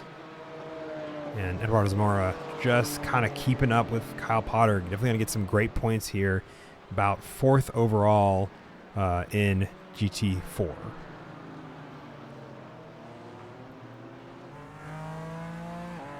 Pit runners in for G4. Austin Green going to try and see if he can leapfrog Henry Garcia in the pit lane. I don't know if he's going to be able to get it done or not. Looks like it was 16.8 seconds on the jacks for Henry Garcia. We're still waiting to see what it is for Austin Green. 16.5. Managed to save a second in the pits, but I think he's still going to come out behind Henry Garcia. Yep, not by much, though. And Tommy Kogan getting a good good stop there, or having a good race after that. Gab Chavez, Gian Cardoso into the pit lane. I'm hearing tires. That's not a good sign. That's Sean Sullivan. Yeah, Sean Sullivan off track at Lacombe. Yep, it looks like trying to figure out how to make the move to get it back on track. We're going to see it. Is there a touch there from Ryan Buchanan, or does he lock it up? I'm curious if he just turns in. Yeah, he does. Turns in. Ryan Buchanan having nowhere to go, bumps into him, spins him. Thankfully, not a huge one. That Tyler Roberts, I think, in the back of that shot, trying to avoid all that craziness. Yeah, Tyler Roberts, we're gonna need you to do a wellness check on that man. I will absolutely do one. See how he's faring after his first week with Track Limits Racing. Blink twice if you're okay. Speaking of blinking twice, we've got I believe that's Nick Alvarado in the background, flashing his lights in front of Tyler Roberts, saying, "Hey, mind if I get through?" Yeah, I believe so, because Tyler Roberts is one of the few GT or LMP3s that have not come in for their pit stop. Other ones being Mark Coyne and Vincent LaRue at this time, who still sets a faster lap with a 2:12.36 on his most recent time by. We got Jack Wilkins in the box, by the way. So yes. Jack Wilkins in the box, Scott Fleming in the box. So relative to where Nick Alvarado is, I'm kind of curious to see where they pop out in relation. Let's So see that's going to be very interesting to take a peek at. if I can do this with the camera to see how cool it looks. Okay, I think this is probably the best we're going to get. We're going to hang out with Jack Wilkins for a moment. Nick Alvarado. Let's do this. Just now getting to the source. That wasn't what I wanted. Just now getting to the source. Jack Wilkins still in his pit box. He's in it for 11 seconds, and he's back out. Meanwhile, Nick Alvarado coming down the old start-finish straight to try to catch up to Jack Wilkins. Jack Wilkins on the outlap, so he'll have a little bit of a slower speed as the two of them come into it. Let's hop into the roll bar. Let's see where he is. He is off in the distance. So definitely the time getting held up by Tyler Roberts not helping him here. Definitely got a late lunge there on Henry Garcia in order to make that corner and gain up the time. You can see Jack Wilkins hanging out there in the distance. So this right here is for all the marbles in round 7 here. Jack Wilkins currently in front of Nick Alvarado, and I believe Vincent LaRue, Mark Coyne, both have yet to stop. These were the two that stayed out a little bit later relative to everybody else. We are at the 58-minute, 40-second mark. So we got less than 12 minutes left in this race. I'm super curious if Vincent's going to try to one-stop it. I don't think he has the speed, the fuel saved to do so. But I mean, he ain't driving like he's got the fuel saved. He's driving. Nope. He's driving like he's stolen something. That is true. He might have stolen who knows what at this point, but he's finally in for his pit stop. Mark Coyne, I think, will be the other one also in on this lap in the last two LMP3s to do it. Corey Lobner also in from GT4AM for his final pit stop. Otherwise, most of the field has taken both of their, not really required, but both of theirs, their pit stops as well for the 2-stop. So the battle for overall lead between Jack Wilkins and Nick Alvarado rages on. 2 seconds, a gap between the two of them at the start-finish line.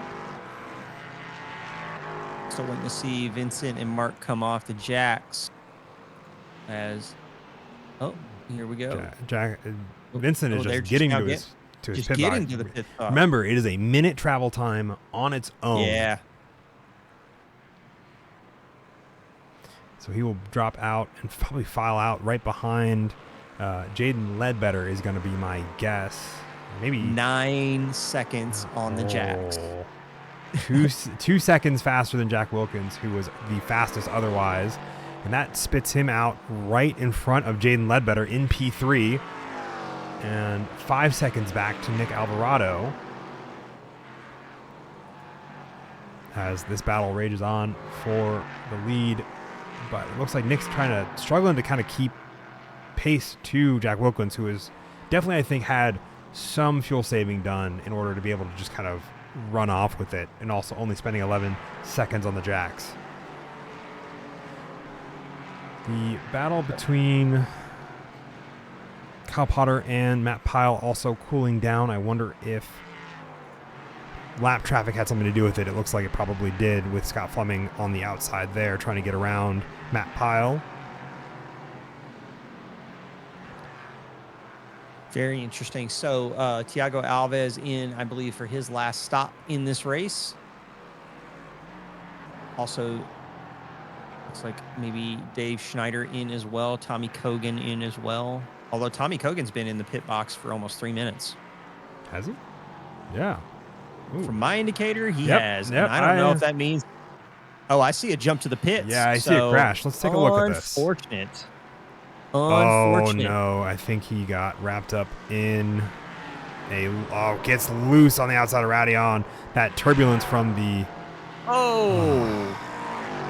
turbulence from the LMP3. Eau Rouge and Radion doing what Eau Rouge and Radion do. Mm-hmm. So Tommy Kogan not going to be finishing very high in the order of GT4 cars. So that is going to definitely compromise the points haul for Tommy. But then again, folks, just remember, we've got the drop rounds to consider. So it may be that with Spa being potentially Tommy's drop, one of Tommy's drops, so we get 2, one of Tommy's drops, it could be the case Jaden that we Ledbetter. could be seeing him. Go ahead. Oh, no. Finish your thought, and then I'll tell you what I got. Well, no, I was just going to say he could still be in it. That's all I'm saying. Absolutely. I believe so as well. I don't think this race alone might be the one of the 2 drop points, but I think that'll maybe make it for a good race for him. Vincent LaRue, however, being chased down by Jaden Ledbetter, who breaks into the 211s with a 211.78, dethroning Vincent for the fastest lap. I'm curious to see how long Jaden can keep up that pace, as both of them are chasing down Nick Alvarado and Jack Wilkins. Jack Wilkins keeping that gap to Nick for the overall lead. The last battle kind of on track is really this one at the moment that is less than a second between it, as well as a battle between Tanner Schiffner and Colin Johnson. Thiago Alves getting in the mix of this battle, seeing if lapped traffic. Tommy Kogan out running again after his crash at Radion. And Vincent LaRue showing to Aiden Ledbetter how to correctly pass a car in Pouhon.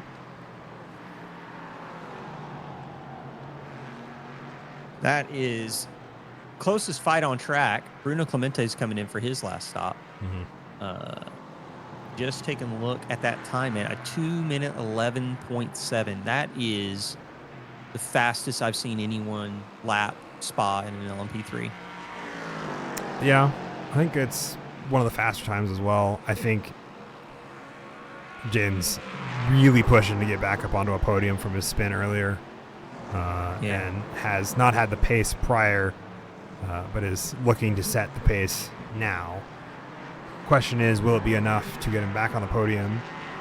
And will it be enough to get him to the end if he's pushing now? And with how slim some of these fuel margins have been for them, I'm super curious how long he can run. Yeah, especially because we ran into this problem at the end of the heat race where the bonus lap caught people out. Again, with that large lap time, I mean, we're talking a lap time that's over 2 minute 11 seconds for LMP3s. We're talking about lap times that are almost 2 minute 30 for GT4s. Like miscalculating by even like a half lap is a big deal. Jaden Ledbetter. Oh, wow. Getting the better run and purposely going around the other side of GT4 traffic gets him ahead. But my concern now is that he will make a poor decision in his effort to stay ahead of Vincent LaRue, because that is what cost him the lead of the heat race. Yep. And the lead of this race, the feature race, both, right? Or just the heat race? Well, I mean, the other one. So the Lacombe spin. Yeah, that was. He's probably pushing. Yeah. He's probably pushing, but the thing was, he didn't necessarily get tangled up with the car.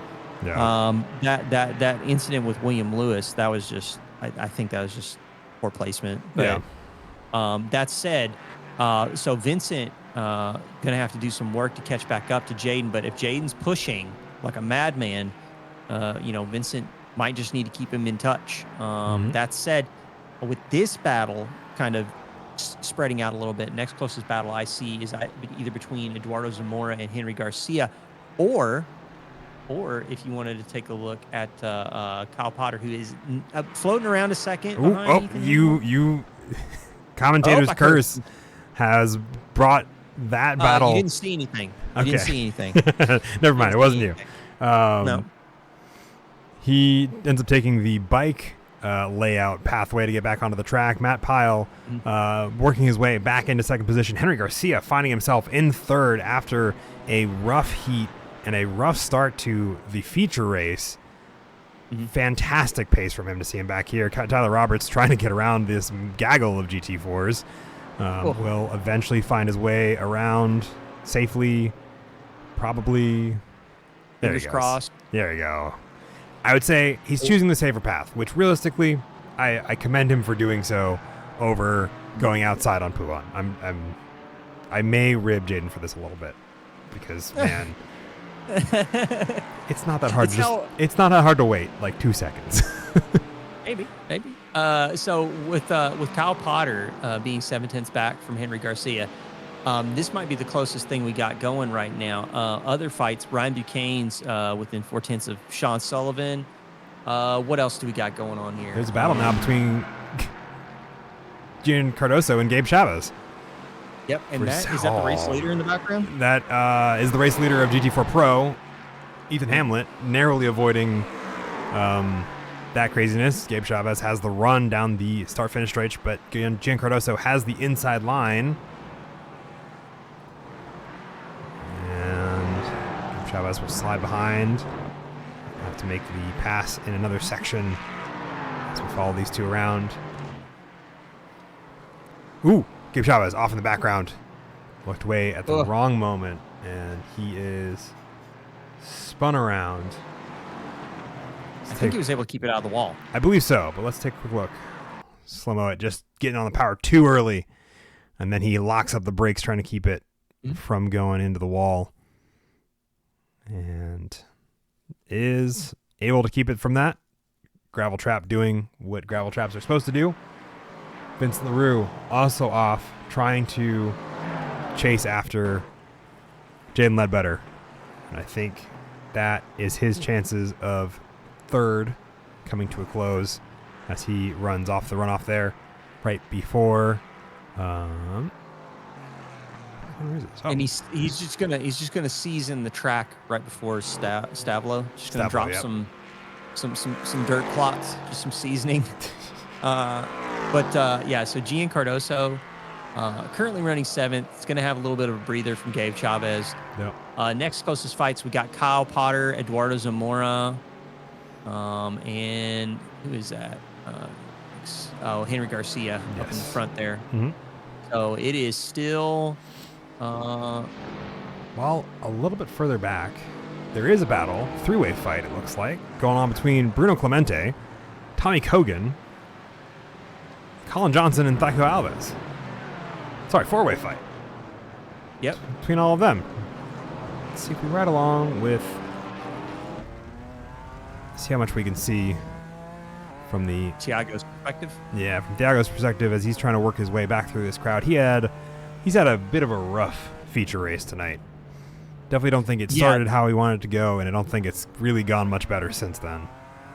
Yeah, I think being on the outside into turn 1, losing the back end like that, definitely not what you want for the start of your race. But the fact that, he decided to stick with it throughout this entire race is a reason why Thiago is a legend in my book.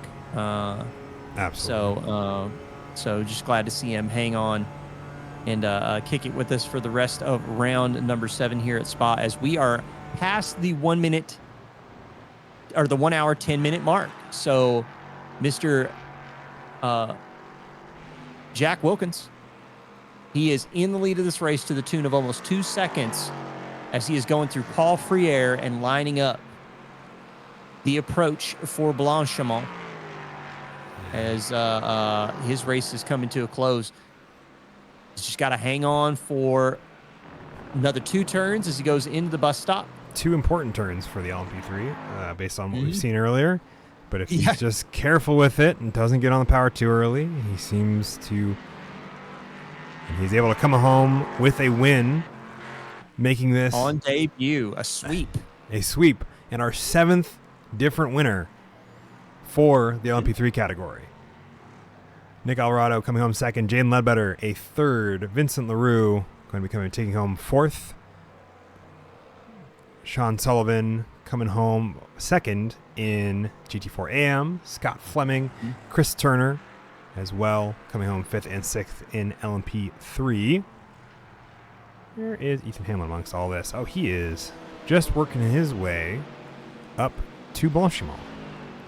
Yep. So Ethan Hamlet, 33.4 seconds. Managing traffic is definitely one of Ethan Hamlet's specialties, and the fact that he's able to do it so well here at a track like Spa, that makes a difference. So he's going to come home and he is going to take his 6th win of the season. As he's getting ready to go. No, 6. Sorry. There was the one week where he did not, and Tommy Kogan, or sorry, Colin Johnson.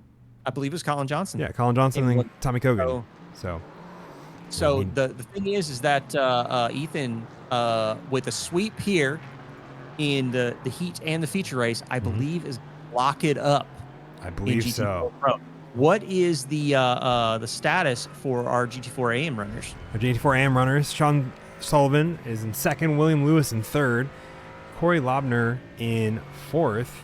Eduardo Zamora is just now coming across the start finish line, coming Yeah. home fifth in overall and Hmm. first in GT4 AM, essentially a whole lap ahead of Sean Sullivan. Yeah. Um, Yeah. and he will do some donuts as well as the other individuals at the end of La Source, Yep. joining Yep. the crowd of cars doing donuts there. Big result for him in terms Mm-hmm. of the points haul in GT4 AM. Christopher Blue finishing ahead of Corey Lobner means that his championship relative to Corey still alive. Mm-hmm. Eduardo Zamora, though, he's going to close that gap down by a decent chunk, especially with Absolutely. a fourth place finish in overall. That is a huge heap of points for the GT4 AM battle. So I'm kind of curious to see what it's going to look like after the official results have kind of like they'll shake out at the end. With that, should we take a look at the race results and see the Yeah, tail of the tape for everybody? absolutely. So let's hop back over to LMP3. Let's kick us off. First up, Jack Wilkins, with the race win from the lead of the heat race. Nick Alvarado coming home second after being last in the heat race. A fantastic result for Nick Alvarado of just consistency and good pace. Jaden Ledbetter in third, a pretty solid result for him, and he gets on a podium, has another overall good race, had its moments, and I think he probably could have been higher up on the order if he had made some smarter decisions earlier on. Mhm. Vincent LaRue coming home a very dependable fourth, Scott Fleming in fifth, Chris Turner in sixth, Gian Cardoso, Gabe Chavez, Mark Coyne, Tyler Roberts. And it's going to be all 10 of your LMP3 finishers for the feature race. No. Any interesting ones that you think stand out to you of these results that are different than what you were expecting? I mean, I mean, I didn't know what to really make of Jack Wilkins until we got into the lobby and saw his pace in free practice. But at the same time, pace in free practice and pole position, like, is that going to convert into a race win? So him getting a sweep between the heat and feature race here on debut, big result for Jack. The fact Jaden brought it up, the fact that Scott is outside of the top three, that is going to be big impact for him in his championship race. Jaden did manage to finish 2 spots ahead of him in the championship standings. Gian Cardoso being 1 spot down from or 2 spots down from Scott Fleming means that gap's going to stay a little bit wider. So Jaden Ledbetter is probably going to make out with some really good points from this race in the LMP3 fight. So that's kind of my tail of the tape there. Yeah. Yeah, I definitely think I was expecting more of a fight between Jaden and Jack, but I think based on what happened over the course of that race is the reason I'm not immensely surprised it is where it ends up. I'm fascinated and thrilled that Nick has brought home a podium win there, a podium victory in P2 after a really rough heat race for him. I'm super stoked about that. Scott Fleming being out of the top 3, interesting. I think it'll impact his points, especially once the dropdowns are calculated, because I think he's had better finishes elsewhere, but I also think he's had a couple of worse finishes that make this one, unfortunately, one that he might have to keep. I think those are the big 2 ones. I think we're going to have a much tighter battle for the overall win at Mid-Ohio than we did than some of the other battles we've had earlier this season. I think it'll be very interesting to see. But you got to be stoked about. That's your home track. Well, yeah, I'm always stoked about it. Mid-Ohio. Nobody ever goes there enough in sim. Yeah. So yeah, I always have a blast going there. But how are those GT4 Pro results looking for you? So Ethan Hamlet, to nobody's surprise, locks it up, I think, mathematically here with a sweep in both the heat and feature race. Matt Pyle with a 2nd place finish. Henry Garcia in 3rd. I think that is our first time seeing those two on the podium Mhm. in GT4 Pro. So that's going to be big points results for both of them, especially because relative to the rest of the GT4 Pro field, yeah, I think that's going to be, well, excuse me, and Kyle Potter, relative to the rest of the GT4 field, some good points all for them. Because one of the things that you can't see there is that after fourth place is Eduardo Zamora in fifth, Yeah. who is our GT4 AM winner. But anyway, so Austin Green, good recovery after getting involved in a number of incidents. Not really even sure that like anyone was at fault or if it was just like a racing incident or a self spin or anything like that. But Austin Green had some really rough luck. So coming home with a fifth place finish, I think that's a big result for him. Somebody who did not make out in this in terms of points. Tanner Schiffner didn't make out with that many points, but lucky for him, neither did Tommy Kogan. Yeah. So, I think the one that is going to be interesting to watch relative to the GT4 Pro field is how does that battle for second place shift with the finishing order of everybody in GT4? Because you got what is that? Colin Johnson and Tiago Alves rounding out the GT4 Pro category. Mm-hmm. So yeah, that's my take on GT4 Pro. I'm super like there's only so if you look at the overall GT4 standings, which we see them split up into Pro and Am, but Tanner Schiffner only finishes 3 positions ahead of Tommy Kogan. And in terms of the points haul, it's not that much. And I'm curious to see if this is a drop week for either one or both of them, where that shifts their numbers and if that brings Tommy Kogan up to Tanner or sorry, Tanner up to Tommy Kogan or vice versa, and extends that lead. And I'm curious to see how the drop rounds impact that with both of them having pretty rough finishes here, especially given the fact that they were, I think, slotted to do really well. But again, consistency is everything, and I think both of them had pretty rough moments, kind of their own doing, from what I recall. Yeah. Yeah. So it's interesting. It's going to be interesting to see how that impacts the season going into Mid-Ohio and what they're able to bring home from Mid-Ohio and if that continues there. Last but certainly not least, because it's still going to be one of my favorite ones going into the final round of the season, GT4 AM, Eduardo Zamora coming ahead a whole lap ahead of Sean Sullivan because of the way the final lap happens. And ending up P5 overall GT4, great points haul, definitely bumps his run for podium positions, I think, up a pretty good margin. I don't remember how many let me look at the actual track limits racing. Check here. I'm looking at the chat as I'm flipping through that. We'll get to that, I think, in just a second. Eduardo Zamora currently sitting 4th, just outside of the podium positions. I think especially if you include the drop rounds, because he has missed a race, that'll bump his points up a decent margin into potentially one of the top 3 positions. Sean Sullivan, great points haul from him despite being a minute behind. And I think we'll see him kind of hold on to his spot in P2. And a gigabrain strat of starting from the pit lane.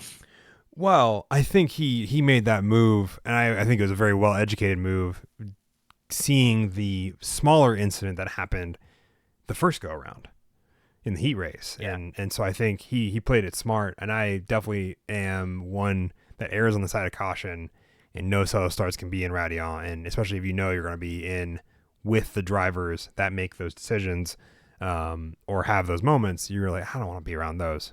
Maybe I start from the pits. And I think he, like you said, Gigabrain Strat definitely paid off for him big time being second there. William Lewis, despite the heat race issue of turning Jaden across his nose because Jaden decided to put the car on the outside instead of the inside. Great finish for him. Christopher Blue, I think if he hadn't had the early race issue, he probably also would be up. I think either with William Lewis or with Sean Sullivan fighting for those kind of second or third podium spots. Corey Lobner in 5th. I think if a lot of these drivers unfortunately have the Radion lap 1 incident really kind of spreading out the field pretty seriously. And while it's a recovery drive for so many of them, it's still kind of like Yeah. you're racing to keep yourself from going lower at that point. Yeah. For I a lot of mean, them. yeah, for a lot of them. I mean, other than kind of the points haul difference that we're going to see between Zamora and Blue, Mm-hmm. really interested to see how effectively the top 4 in GT4 AM might get a little bit of a shuffle. So that'll be pretty interesting. And to your point about this being the one to watch, I think going into the series finale, I do think that just kind of like how round 6 and round 7 ended up in terms of the points and stuff. Mm-hmm. I think in the GT4 category, we're going to have, to be perfectly honest, I think with the exception of Ethan, who's got it locked up, we've got wild stuff happening pretty much up and down in all the categories as we get ready to go into your home track, Mid-Ohio, multi-class racing at Mid-Ohio. We got ourselves another heat feature racing coming up next week for the Yes. series finale for round 8. You got to be stoked about that. I am. I mean, it's a home track. I love it. I always love going there. I love getting to see racing happen there. Multi-class stuff always brings another aspect, given the nature of that track. You know, as made famous by IndyCar, it's the road course that races like a short track. It's got, I think, everything you really want out of a track just condensed into a 1.25 mile ish road course. Mm-hmm. So there is going to be no room for breathing for the drivers. You get done with a lap, you're going right back into turn 1, and that beautiful left-hander down to the fucking keyhole, and you're right back at it again. It was a good time, and I think it'll be a good time. But this week was also a great time. Do we want to roll through a little bit of the end of race chatterinos before we close it out? Yes, sir. Yes, sir. Jack giving a message after his win, having a good race. Great race from the fellas. Kept him very honest. He drives for Echelon Simsport. Ooh, very fancy. Cool pro racing. Yep. From the sounds of it, world famous Jason Taylor. We're ramping. We are ramping. Yeah, we're ramping gentlemen. pretty hard. Very surprised getting a black flag for the pit lane incident. Jaden agreeing with that he was dumbfounded you didn't. Good fighting though. Corey, that GT4 pileup in the future was beautifully fun to watch as a broadcaster. Heartbreaking to watch as a driver who has been in similar situations and knows exactly that, like, you know, it's classical music playing in the background as it slow-mo unfolds in front of you, and you go, oh, there have been shitty choices that have been made or shitty things that have happened that are not even choices I really get to make because of the way the simulation decided to say I have no downforce and therefore I can't turn. You know. Yeah. It was stuff like that happens. It was certified spot moment. Certified spot moment. Yeah. It is what it is. Outside there on any car but the Porsches. I mean, I don't think any car, all of the GT4s will track out that way. I don't think you did something that is underestimated the understeer. I think you underestimated GT4's sliding. I don't think it's the Porsche that's the fucking problem. Yeah. That said, it was so the pileup, back to the pileup thing. That was definitely tough to watch. But you know what was not tough to watch? It was super encouraging to see how many people recovered so many spots from that. Yes, absolutely. Because again, the thing for the folks to remember that joining, you see that kind of crash and stuff like that. One of the things that's really nice about the series is we do get those 2 fast repairs. Everybody gets 2 fast repairs per race. So it is an opportunity for those folks that are back in the back of the pack to then jump onto some sort of alternate strategy, use a fast repair, and kind of pull yourself back into it. So getting to see that sort of thing happen to the nth degree that we saw in this race, again, I think it really speaks volumes to that kind of strategy of having those fast repairs to kind of like pull the field back. I think it ended up making it really, really spicy all the way there to the end. Yeah, I think it made it very spicy. I think it also really promoted everybody sticking around because we only had, I think, one person not finish the race, and that was Brandon Potts. I think everybody else made it to the checkered flag, and I think it's the favorite thing about that whole system, like you said, and seeing it, played out to where almost everybody has taken a fast repair at some point, is the fact that we have them and keeps the racing very close. Nobody's waiting in pits for, ever in a hour-long race, and where that really takes you out of contention. So I think it's super cool to see. Kerry survived 10 laps on damage from that incident and the pile up. Yeah. And Yeah. I have to imagine you did the early pit stop strategy to get that repaired easier. Yeah. But, Yeah. I mean, again, the recovery's there. Huge to watch. With that, man, we should probably call the stream here, but definitely we want to give everyone a reminder. Next week, round number 8, series finale, Mid-Ohio, a track that I am really excited to watch multi-class racing go around. And I think that is a perfect way to end, to put a bow on 8 rounds here at track limits for the sports car series. Finn, yeah, sir, this was a blast to do again, as always. As always. Really hoping the folks at home, you guys are going to come in and check out this series finale. I really hope so. I'm really hoping we're seeing the Jack Wilkins contingent show back up, because you guys are a blast to have in chat. And can Jack be the first repeat winner? I don't know. You're going to have to tune in next week to find out. Yeah. We haven't had a single repeat winner. Will we have 8 unique winners? Who knows? That's also possible, because we still have a good 5 drivers that I know of in LMP3 that have not won yet. Yep. So the only way you're going to find out, you got to be there. So as always, be sure and check us out on simgrid.com. Just search the host for Track Limits Racing. Be sure and join our Discord. Be a part of the conversation. Even if you're not racing, just be part of the general chat. Just goof around with us and stuff like that. But if you're interested at all, be a part of the action. Make sure you follow us on simgrid.com, and be sure you're following in Discord to make sure you know when season 2 is going to make an appearance, because there's going to be some changes. I think you guys are going to be excited to hear about them. But until then, Finn, I'm going to go find someone for us to rate. And I've got somebody in particular that I think might be funny to watch, because I was just watching him for a minute or two. Kind of wild. So I think we're going to go raid Mr. Head of Nixon. Head of Nixon. Okay. Yep. So everybody go say hi to Head of Nixon. And thank you so much for being part of the show here at Track Limits Racing. Finn, thanks for doing this again. Everybody at home, we will see you all next week. Hop.